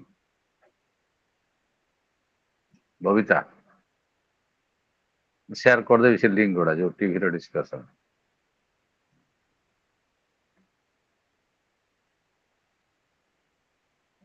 ସେଇଟା ଦେଖିଛ ଆଉ ଅଲଗା ଟିଭିରେ ଦେଖୁନ ସକାଳୁ ମୁଁ କନକ ଟିଭିରେ ଥିଲି କଳିଙ୍ଗରେ ଥିଲି ଆଉ ଗୋଟେ ଟିଭି କହିଲା ମୁଁ ଆଜି ଫେରୁଥିଲି ଗାଁରୁ ଡ୍ରାଇଭ୍ କରି ओके आई विल शेयर कर दे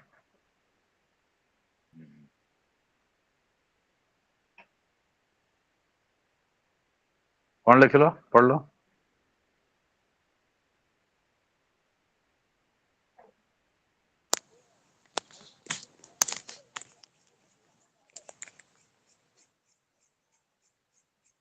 पढ़ो what is feminist approach to security very good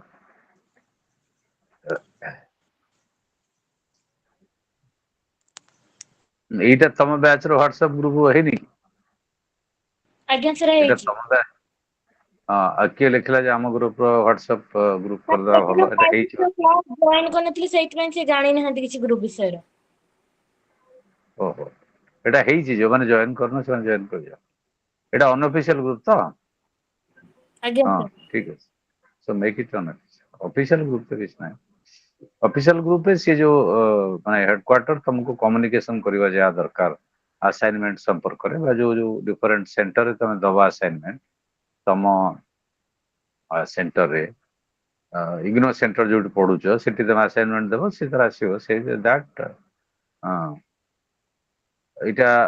Priyanka को ऐड कर दियो जी अच्छा admin Priyanka has given her number okay Priyanka is not the Priyanka नहांती हेतरे तांको ऐड कर दियो आउ जी ऐड हेनो ए ग्रुप रे मेसेज कर दियो नंबर सन ऐड हे वा गोटे इनविटेशन थाए ऐड होगा पे इनविटेशन पठे दियो से जॉइन कर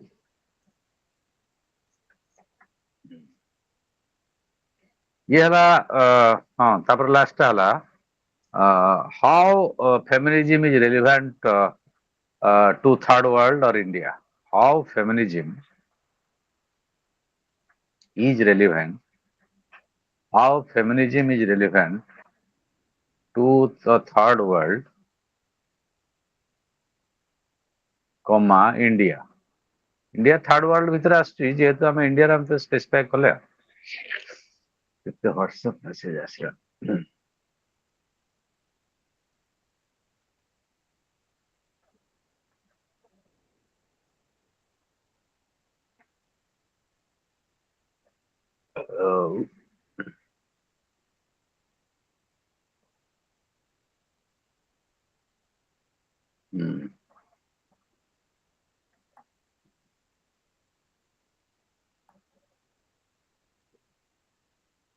ଦେଖିଲ तापर आरो चैप्टर रे ए जो पढ़ैली पोस्ट कॉलोनियल डाकथिल ना एदिन पोस्ट कॉलोनियल डका ହେଇଥିଲା ଆଜ୍ଞା ସାର୍। ସେଥିରେ ଆଉ ଗୋଟେ ଯୋଡ଼ି ଦିଅ discussed post colonial explanation of ना explanation analysis लिख दियो discuss post colonial analysis of colonialism post colonial analysis of colonialism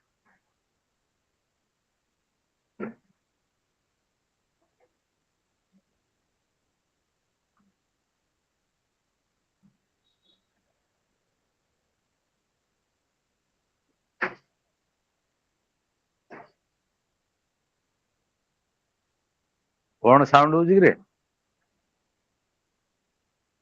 discuss post colonial analysis of colonialism लिख लो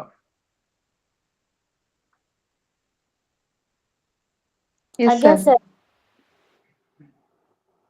so in the last part of this class जोटा last अच्छी is feminism relevant to India and third world so feminism is a western concept nation state is also a western concept so there is a debate there is a question among the scholars and feminists as it is a western concept so it is not relevant to South Asia Asia Latin America Africa ତାର ଯେହେତୁ ନାରୀବାଦଟା ଗୋଟେ ପାଶ୍ଚାତ୍ୟ ଆଦର୍ଶ ଏବଂ ପାଶ୍ଚାତ୍ୟ ଜଗତରେ ଜନ୍ମ ହେଇଛି ବିକାଶ ହେଇଛି ତ ଏଇଟା ପ୍ରାସଙ୍ଗିକ ନୁହେଁ ଯୋଉ ତୃତୀୟ ବିଶ୍ୱ ପାଇଁ ବା ବିକାଶଶୀଳ ରାଷ୍ଟ୍ର ପାଇଁ କାରଣ ଏଟା non western concept but this is wrong because women across the world women across the nation state across the societies across the cultures are suppressed in different forms different ways महिला माने प्रत्येक समाज रे प्रत्येक राष्ट्र रे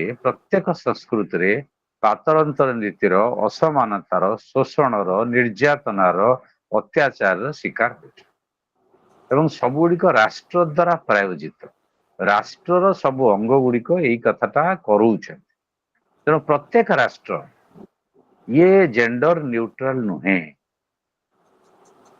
परिवर्तन डिग्री अलग हो पारे कोटी कम हो पारे कोटी बेसी हो पारे किंतु नारी विरोधी मनोभाव प्रत्येक राष्ट्र अच्छी एटा राष्ट्रर स्ट्रक्चर अच्छी से फेमिनिज्म टा सबु कंडीशन रे प्रासंगिक सो जो नारीवाद दृष्टि जो राष्ट्र बा राष्ट्रर समालोचना बा क्षमतार समालोचना बा इंटरनेशनल पॉलिटिकल समालोचना सबु महिला एटा प्रासंगिक आम कह ना सेटा सेठी हेतला एठी अब नो जदि सेठी हेतला कोन पे हेतला नारी मानक ऊपर अत्याचार होतला बोली होतला से आदर्शटा जन्म हेतला जदि एठी भी नारी मानक ऊपर अत्याचार होउची ताले एठी भी आदर्शटा प्रासंगिक तेणु स्टेट रो कैरेक्टर स्टेट रो चरित्र बा इंटरनेशनल पॉलिटिक्स रो चरित्र इंटरनेशनल रिलेशन रो चरित्र वार रो चरित्र सबू रो कैरेक्टर है anti women so feminism is relevant everywhere को डिग्री धर आफ्रिका रे महिला मानक ऊपर जो अत्याचार होउची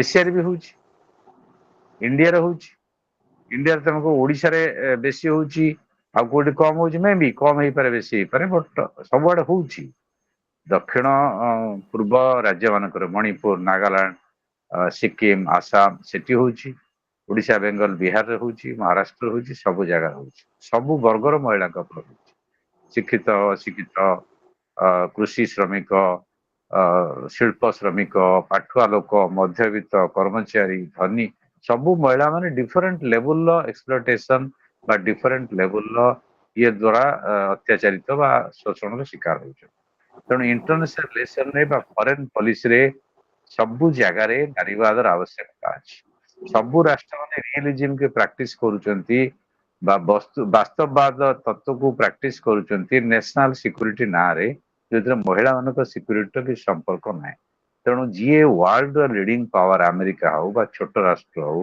बा पोस्ट कॉलोनियल सोसाइटी हो समस्ते रियलिस्ट प्रैक्टिस जो करूचंती नेशनल सिक्योरिटी बा national power military doctrine war as a weapon युद्ध को अस्त्र भाव व्यवहार कर यार प्रथम विक्टिम होउचंती महिला तेणु आमे जतळे माने ये कहूँ कौन जो स्लोगान दौर दक्षिण एशिया रे जे भारत माता बा we are treating our nation as a mother आम जाति कि राष्ट्र का मदर बोली कहूँ सेठी नारी चित्रण करुଛୁ किंतु नारी मान से मदर चरित्र होची symbol of the mother women nation बदल रे आमे जाति बदल रे महिला मान को माँ बोली विचार करछंती सेतरे माँ मानकर नाही सेमाने मध्य दर्शन रो बा अत्याचार रो बा अप शिकार रो अपव्यवहार शिकार होछ तेणु ये जो साउथ एशिया रे बेसी प्रासंगिक ए दृष्टि होईची तेणु फाइनाली फेमिनिज्म हला कोन महिला मान अधिकार पे लड़ेवा राष्ट्र यदि महिला मान अधिकार को सुरक्षित करि पारला नाही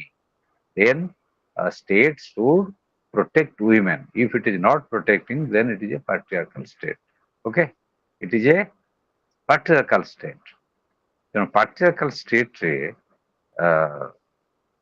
ତାକୁ ଫେମିନିଷ୍ଟ କ୍ରିଟିକ ହଉଛି କାହାକୁ ଫେମିନିଷ୍ଟ ମାନେ କ୍ରିଟିସାଇଜ କରୁଛନ୍ତି କେବଳ ପାଟ୍ରିଆର୍କି କରୁନାହାନ୍ତି ଷ୍ଟେଟ କୁ କରୁଛନ୍ତି ସିକ୍ୟୁରିଟି କରୁଛନ୍ତି ପାୱାର କୁ କରୁଛନ୍ତି ନ୍ୟାସନାଲିଜିମ କରୁଛନ୍ତି ୱାର କୁ କରୁଛନ୍ତି ଏବଂ ନ୍ୟାସନାଲିଜିମ ପ୍ରତି ୱାର ର ଯୋଉ ପାରମ୍ପରିକ ଦୃଷ୍ଟିଭଙ୍ଗୀ ତାକୁ କରୁଛନ୍ତି ଏ ସବୁ ଗୁଡିକ ହଉଛି ମହିଳା ବିରୋଧୀ ବା ମହିଳା ବାୟସ ମହିଳାଙ୍କ ବିରୁଦ୍ଧରେ ଏଇଟା ଗୋଟେ ବାୟସ ପୁରୁଷ ମାନଙ୍କର ତ ପୁରୁଷ ମାନଙ୍କର ଯୋଉ ଡୋମିନାନ୍ସ ଟା ପ୍ରାଧାନ୍ୟଟା କେବଳ ପରିବାରରେ ନାହିଁ ବା ସମାଜରେ ନାହିଁ ରାଷ୍ଟ୍ରରେ ଅଛି ରାଷ୍ଟ୍ର ବାହାରେ ଆନ୍ତର୍ଜାତିକ ସମ୍ପର୍କର ମଧ୍ୟ ଅଛି ତେଣୁ ଯେତେବେଳେ ୱାର ହେଲା ବେଳକୁ ଖାଲି ମହିଳା ମାନେ ଭିକ୍ଟିମ ହଉନାହାନ୍ତି ୱାରରେ ଘର ଧ୍ୱଂସ ହେଇଗଲା ବେଳକୁ ବା ପୁରୁଷ ଗୋଟେ ୱାରରେ ମରିଯାଉଛି ଏଇଟା ହଉଛି ଲାଷ୍ଟ ତାର କନସିକ୍ୱେନ୍ସ ଯେତେବେଳେ ସୈନ୍ୟଟେ ମରିଯାଉଛି ପୁରୁଷଟେ ତା ପରିବାରଟା ଧ୍ୱଂସ ହଉଛି ପରିବାରର ବୋଝ କାହା ଉପରେ ପଡୁଛି ମହିଳା ଉପରେ ପଡୁଛି ତା ସ୍ତ୍ରୀ ଉପରେ ପଡୁଛି ତ ୱାରର ଯୋଉ ସିଫ୍ଟିଂ ରେସ୍ପନ୍ସିବିଲିଟି ରାଷ୍ଟ୍ର ନଉନି ରାଷ୍ଟ୍ର କିଛି ପଇସା ଦଉଛି ବସି ଯାଉଛି ରାଷ୍ଟ୍ର କଣ ଯାଇ ତା ଘର ଚଳଉଛି ଘରଟା ଚଳଉଛି ମହିଳା ତା ଛୁଆ ପିଲାକୁ ମଣିଷ କରିବା ବା ତାର କୋଉଠି ରୋଜଗାର କରି ତାକୁ ରୋଜଗାର ଦଉନାହିଁ ଷ୍ଟେଟ ଯୋଉ ସୋଲଜର ମାନେ ମୃତ୍ୟୁବରଣ କରୁଛନ୍ତି ବର୍ଡରରେ ଯୁଦ୍ଧ କରିକି ସବୁ ରାଷ୍ଟ୍ର ଖାଲି ଭାରତ ନୁହେଁ ତ ତାଙ୍କର ସ୍ତ୍ରୀ ମାନଙ୍କୁ ତ ପଇସା ଦିଆ ହେଇଯାଉଛି ଚାକିରି ଦିଆ ହଉନି ତାର ଲାଇଭଲିହୁଡ କଣ ଲାଇଭଲିହୁଡ ରିସୋର୍ସେସ୍ କଣ ମାନେ ବଞ୍ଚିବାର ଯୋଉ ରାହା ଜୀବନ ଜୀବିକାର ରାହା ଯେମିତି ଗୋଟେ ନେଚୁରାଲ କାଲାମିଟି ହେଲା ବେଳକୁ ତାର ଭିକ୍ଟିମ ହଉଛି ୱିମେନ୍ ପ୍ରାକୃତିକ ବିପର୍ଯ୍ୟୟ ହେଲା ବନ୍ୟା ବାତ୍ୟା ମରୁଡି ହେଇଗଲା ଘର ଦ୍ୱାରା ଭାସିଗଲା ବା ପୁରୁଷ ଲୋକ କିଏ ମରିଗଲା ଏଣ୍ଟାର ଚଳେଇବା ରେସ୍ପନ୍ସିବିଲିଟି ଆସିଗଲା ମହିଳାଙ୍କ ଉପରେ ସେଠୁ ୱାର ହେଇଗଲା ଆଟାକ ହେ ସେମାନେ କଣ କରିବେ ତାଙ୍କ ପରିବାର କେମିତି ଚାଲିବ ତ ଷ୍ଟେଟ ତ ତାଙ୍କୁ ପ୍ରୋଟେକ୍ଟ କରୁନି ଷ୍ଟେଟ କିଛି ପଇସା ଦେଇଦବ ବା ଇଏ କରିବ but De are not ଏନସିଓରିଂ Dar livelihood ତାଙ୍କ ଜୀବନ ଜୀବିକାର ବ୍ୟବସ୍ଥା ବୁଝେଇ ପାରୁନି ତ that is dangerous that is anti women that's why the entire state structure ରାଷ୍ଟ୍ର ଯୋଉ ବ୍ୟବସ୍ଥା ରାଷ୍ଟ୍ର ଗଠନ ଏଇଟା ନାରୀବାଦ ସମାଲୋଚନା କରୁଛି ଏଇଥିପାଇଁ ଯେ ସେ ବ୍ୟବସ୍ଥାଟା ହଉଛି ପିତୃକେନ୍ଦ୍ରିକ ବ୍ୟବସ୍ଥା ସେ ତାର ମହିଳାର ଅଧିକାର ଉଲ୍ଲଂଘନ ହଉଛି ସିକ୍ୟୁରିଟି ନାଁରେ ଯୋଉ କଥା ଆମେ କରୁଛନ୍ତି ଅସ୍ତ୍ରଶସ୍ତ୍ର ବଢାଉଛନ୍ତି କ୍ଷମତା ବଢାଉଛନ୍ତି ତ ନାରୀବାଦୀ ଦୃଷ୍ଟିକୋଣରୁ ସେମାନେ ୟାକୁ ଗ୍ରହଣ କରିପାରି ନାହାନ୍ତି ଆଜି କେତେ ଜଣ ଥିଲ କ୍ଲାସରେ Sir, 29. 29 ଭେରି ଗୁଡ ତମେ 35 ଥିଲେ ଫେର କମିଗଲେ କଣ କୁଆଡେ ଗଲେ ସବୁ ପ୍ରେଜେଣ୍ଟ ପକେଇବାକୁ ପଡେ ମତେ ସବୁ ରହୁଛଟି ରାନୁପ୍ରିୟା ଅଛ ହ୍ୟାଲୋ ରାନୁପ୍ରିୟା କୁଆଡେ ଆଜ୍ଞା ସାର୍ ପଳେଇଲେଣି? ଆଜ୍ଞା ସାର୍ ଅଛି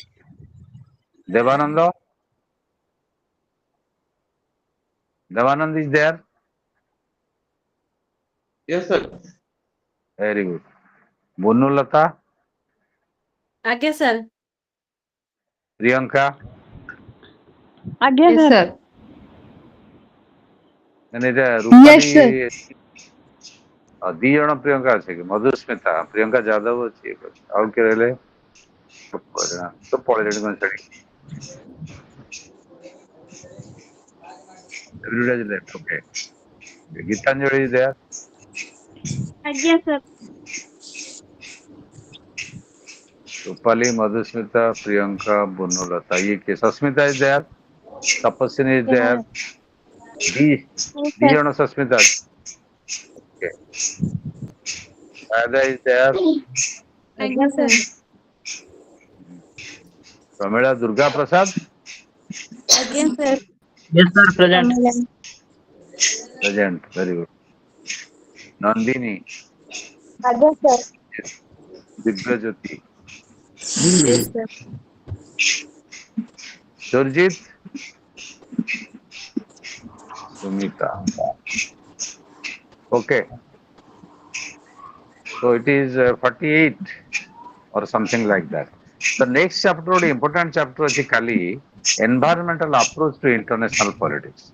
Environment ଜାଣିକି ଆମେ ସମସ୍ତେ ଆଲୋଚନା କରୁଛନ୍ତି ଯେ ପରିବେଶ ସୁରକ୍ଷା, climate change, Paris climate change, ଜୀବ ଜଗତ ଧ୍ୱଂସ ହେଇଯିବ।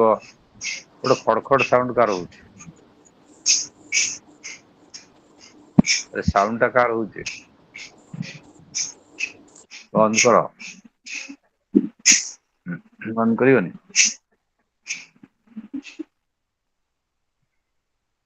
ଆଉ ଯାଦବ ତ ଅଛି। ଲକ୍ଷ୍ମୀପ୍ରିୟା ଅଛ? ଆଜ୍ଞା ସାର୍। Very good. ଆଚ୍ଛା, ରୂପାଲି ନନ୍ଦିନୀ, ହଉ, ଓକେ। ତ ପରିବେଶ ଯୋଉଟା ଆମେ ପଢିବା, ମୁଁ କହିଦଉଛି 1, ଏଇଟା କେତେ ଜଣ? 1 2 3 4 5 6 7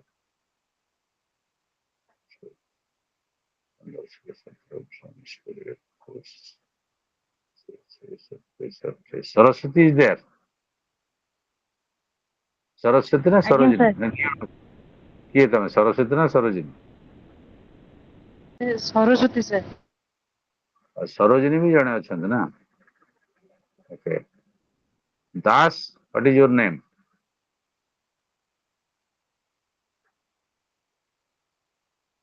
ଦାସ title ଅଛି, your photo is there, but what is your name? Das ନାହିଁ, କୁଆଡେ ଗଲେଣି? ତ ସେ ଆସନ୍ତା କାଲିର ଯୋଉଟା, sir that is Mamata a Das. Mamata Das. Okay okay, very good. ହଁ, ସୋ ଏନଭାୟରମେଣ୍ଟାଲ ଆପ୍ରୋଚ ଯୋଉଟା, ଯେ ଷ୍ଟେଟ ର ରୋଲ କଣ, ଇଣ୍ଟରନ୍ୟାସନାଲ ପଲିଟିକ୍ସ ର ରୋଲ କଣ? ଗୋଟେ ଛୋଟିଆ କଥା ଏକ୍ସାମ୍ପଲ ଦେଇକି ମୁଁ I will close the class, ତାପରେ ଆମେ କାଲି will have a detail discussion. Trump Paris climate agreement ରୁ ୱିଡ୍ର କଲେ। ଟ୍ରମ୍ପ କାହାକୁ ରିପ୍ରେଜେଣ୍ଟ କରୁଛନ୍ତି? ଆମେରିକାନ ଷ୍ଟେଟ କୁ। ଆମେରିକାନ ଷ୍ଟେଟ ୱିଡ୍ର କରିଗଲା Paris climate agreement. What is Paris climate agreement? ପ୍ୟାରିସରେ ଜଳବାୟୁ ପରିବର୍ତ୍ତନ ସମ୍ପର୍କିତ ରାଜିନାମା ହେଇଥିଲା ଯେ ବିଶ୍ୱର ଉତ୍ତାପ, ପୃଥିବୀର ଯୋଉ ଉତ୍ତାପଟାକୁ ଆମେ ଗୋଟେ ନିୟନ୍ତ୍ରଣରେ ରଖିବା, ଏତିକି ଡିଗ୍ରୀ ସେଲସିୟସ ବଢିବାକୁ ଦବାନି। ସେଥିପାଇଁ ଶିଳ୍ପକୁ ନିୟନ୍ତ୍ରଣ କରିବା, ଗୋଟେ ଗ୍ରୀନ ଏନର୍ଜି, ସବୁଜ ଶକ୍ତି ତାକୁ କେମିତି ବ୍ୟବହାର କରାଯିବ ତାକୁ କରାଯିବ, ଏ ଗୁଡାଏ କଥା ଅଛି। କିନ୍ତୁ ପରବର୍ତ୍ତୀ ପର୍ଯ୍ୟାୟରେ ଦେଖାଗଲା ଯେ ଏଇ ଯୋଉ ଗ୍ରୀନ ପଲିଟିକ୍ସ ଯୋଉଟା, ସେଟା ୱାର୍ଲଡକୁ ଡୋମିନେଟ କରୁଛନ୍ତି, କିନ୍ତୁ ଉନ୍ନତ ରାଷ୍ଟ୍ରମାନେ ପରିବେଶକୁ ଧ୍ୱଂସ କରୁଛନ୍ତି ଶିଳ୍ପାୟନ ପ୍ରକ୍ରିୟାରେ। ଏଥିରେ ଆନ୍ତର୍ଜାତିକ ସମ୍ପର୍କ କ୍ଷେତ୍ରରେ ଗୋଟେ ପରିବେଶ ଦୃଷ୍ଟିଭଙ୍ଗୀ କଣ, ବା ପରିବେଶର ମାଲିକ କିଏ? ରାଷ୍ଟ୍ରମାନେ ମାଲିକ ନୁହନ୍ତି ସମ୍ବଳର। ସଷ୍ଟେନେବଲ ଡେଭଲପମେଣ୍ଟ SDG ଗୋଲ ଏବଂ ଡେଭଲପମେଣ୍ଟ ପଲିସି, ୟାକୁ ନେଇକି ଗୁଡାଏ ଆଲୋଚନା ହବ। ସେଥିରେ ଟେକ୍ନିକାଲ ଜିନିଷ ଅଛି। ତେଣୁ ଗ୍ରୋଥ କଣ, ଡେଭଲପମେଣ୍ଟ କଣ, ଏନଭାୟରମେଣ୍ଟ ଡେଭଲପମେଣ୍ଟ ଡିବେଟଟା କଣ, ଅନ୍ୟମାନଙ୍କର ଭୂମିକା କଣ, ଇଏ ସବୁ କଥା ଗୁଡିକ ଆଲୋଚନା ହବ। ସଷ୍ଟେନେବଲ ଡେଭଲପମେଣ୍ଟଟା ଜାଣିବ, ନିରନ୍ତର ବିକାଶ ଯୋଉଟା ଆମେ ଓଡିଆରେ କହୁଛନ୍ତି, ବା ସେଥିରେ ଯୋଉ ନର୍ଥ ସାଉଥ ଡିଭାଇଡ, ଉତ୍ତର ଦକ୍ଷିଣ ଗୋଲାର୍ଦ୍ଧର ଯୋଉ ବିଭାଜନ ବିଶ୍ୱରେ, ଗରିବ ରାଷ୍ଟ୍ର, ଧନୀ ରାଷ୍ଟ୍ର, ଏବଂ ପରିବେଶଟାକୁ କିଏ ସୁରକ୍ଷା କରିବ, କିଏ ଧ୍ୱଂସ କରୁଛି, ଏ ସବୁ ଗୁଡିକ ଆଲୋଚନା ହେଲା। So this is all for today. Thank you. ଏଇଟା କଣ ଲେଖିଲେ? Sir from which units will questions come? ନାଇଁ ନାଇଁ, ସେମିତି କହିବନି। ସବୁ ୟୁନିଟ୍ରୁ କ୍ୱେଶ୍ଚିନ୍ ଆସିବ, କୋଉ ୟୁନିଟ୍ କି ଛାଡିବ ନାହିଁ। କୋଉଠି ସର୍ଟ ଆସିପାରେ, କୋଉଠି ଲଙ୍ଗ ଆସିପାରେ, ବଟ୍ ସବୁ ୟୁନିଟ୍ କି ମେଜର କନସେପ୍ଟ ଯୋଉଟା ମୁଁ ଯୋଉଟା ଦେଲି ତାକୁ ପଢିଦବା ହେଲା। ଆସାଇନମେଣ୍ଟ କଥା Sir, ପଚାରୁଛ ନା କ୍ୱେଶ୍ଚିନ୍ କଥା ପଚାରୁଛ? ହଁ କୁହ। ସାର୍ ମୁଁ କହୁଥିଲି କି ଗୋଟେ ଦିନ କ୍ଲାସରେ ଯୋଉ ଲଙ୍ଗ କ୍ୱେଶ୍ଚିନ୍ 20 ମାର୍କସ ର କେମିତି ଲେଖିଲେ ଭଲ ରହିବ, ମାନେ ଭଲ ମାର୍କ ରହିପାରିବ, ଟିକେ କହିଦେବେ ଷ୍ଟେପ୍ ଗୁଡାକ, କଣ କଣ ଷ୍ଟେପ୍ ଗୋଟେ କ୍ୱେଶ୍ଚିନ୍ କୁ ନେଇକି କେମିତି ଲେଖିବୁ, ଠିକ କେମିତି ଷ୍ଟାର୍ଟ କରିବୁ, କହିଦେବେ। ସରିଯାଉ, ମୁଁ ଲାଷ୍ଟ କ୍ଲାସରେ କହିଦେବି, ମନେ ପକେଇଦେବ। ଲାଷ୍ଟ କ୍ଲାସର ପୂର୍ବ ଦିନ ମତେ ମନେ ପକେଇଦେବ। ଲାଷ୍ଟ କ୍ଲାସ ହଉଛି ଆଜି ହେଲା 11 12 13 14 ଆମର ଚାଲିବ। 15 16 ଆଜ୍ଞା 17 ବୋଧେ ଛୁଟି, 15 ତ ଅଗଷ୍ଟ 15, ତାପରେ 16 17 ବୋଧେ ରବିବାର, 18 19 2 ଦିନ ଅଛି। ତାପରେ ଆଜ୍ଞା। ସିଆଡୁ ଗୋଟେ 20 20 21 22 23 ମୋର ଅଲଗା। ହଁ ସାର୍ ମତେ ଟିକେ ଆପଣଙ୍କର ରିମାଇଣ୍ଡ ଲାଷ୍ଟ ଅଛି 19 ତାରିଖ, 19 ତାରିଖ, 19 ଅଗଷ୍ଟ। 19 ତାରିଖ ଦିନ ଏଇଟାକୁ ଡିସ୍କସନ କରିଦବା ହେଲା। ଆଜ୍ଞା ସାର୍। 18 ତାରିଖ ଦିନ ମତେ ମନେ ପକେଇଦବା। ଆଜ୍ଞା। Okay thank you sir. Okay, Thank you, thank you. sir. Thank you, sir. ହଁ Raja, thank you. Okay, Thank you, sir. Pranam, sir. ପ୍ରଣାମ ପ୍ରଣାମ, ଥ୍ୟାଙ୍କ ୟୁ, ମୋଷ୍ଟ ୱେଲକମ୍।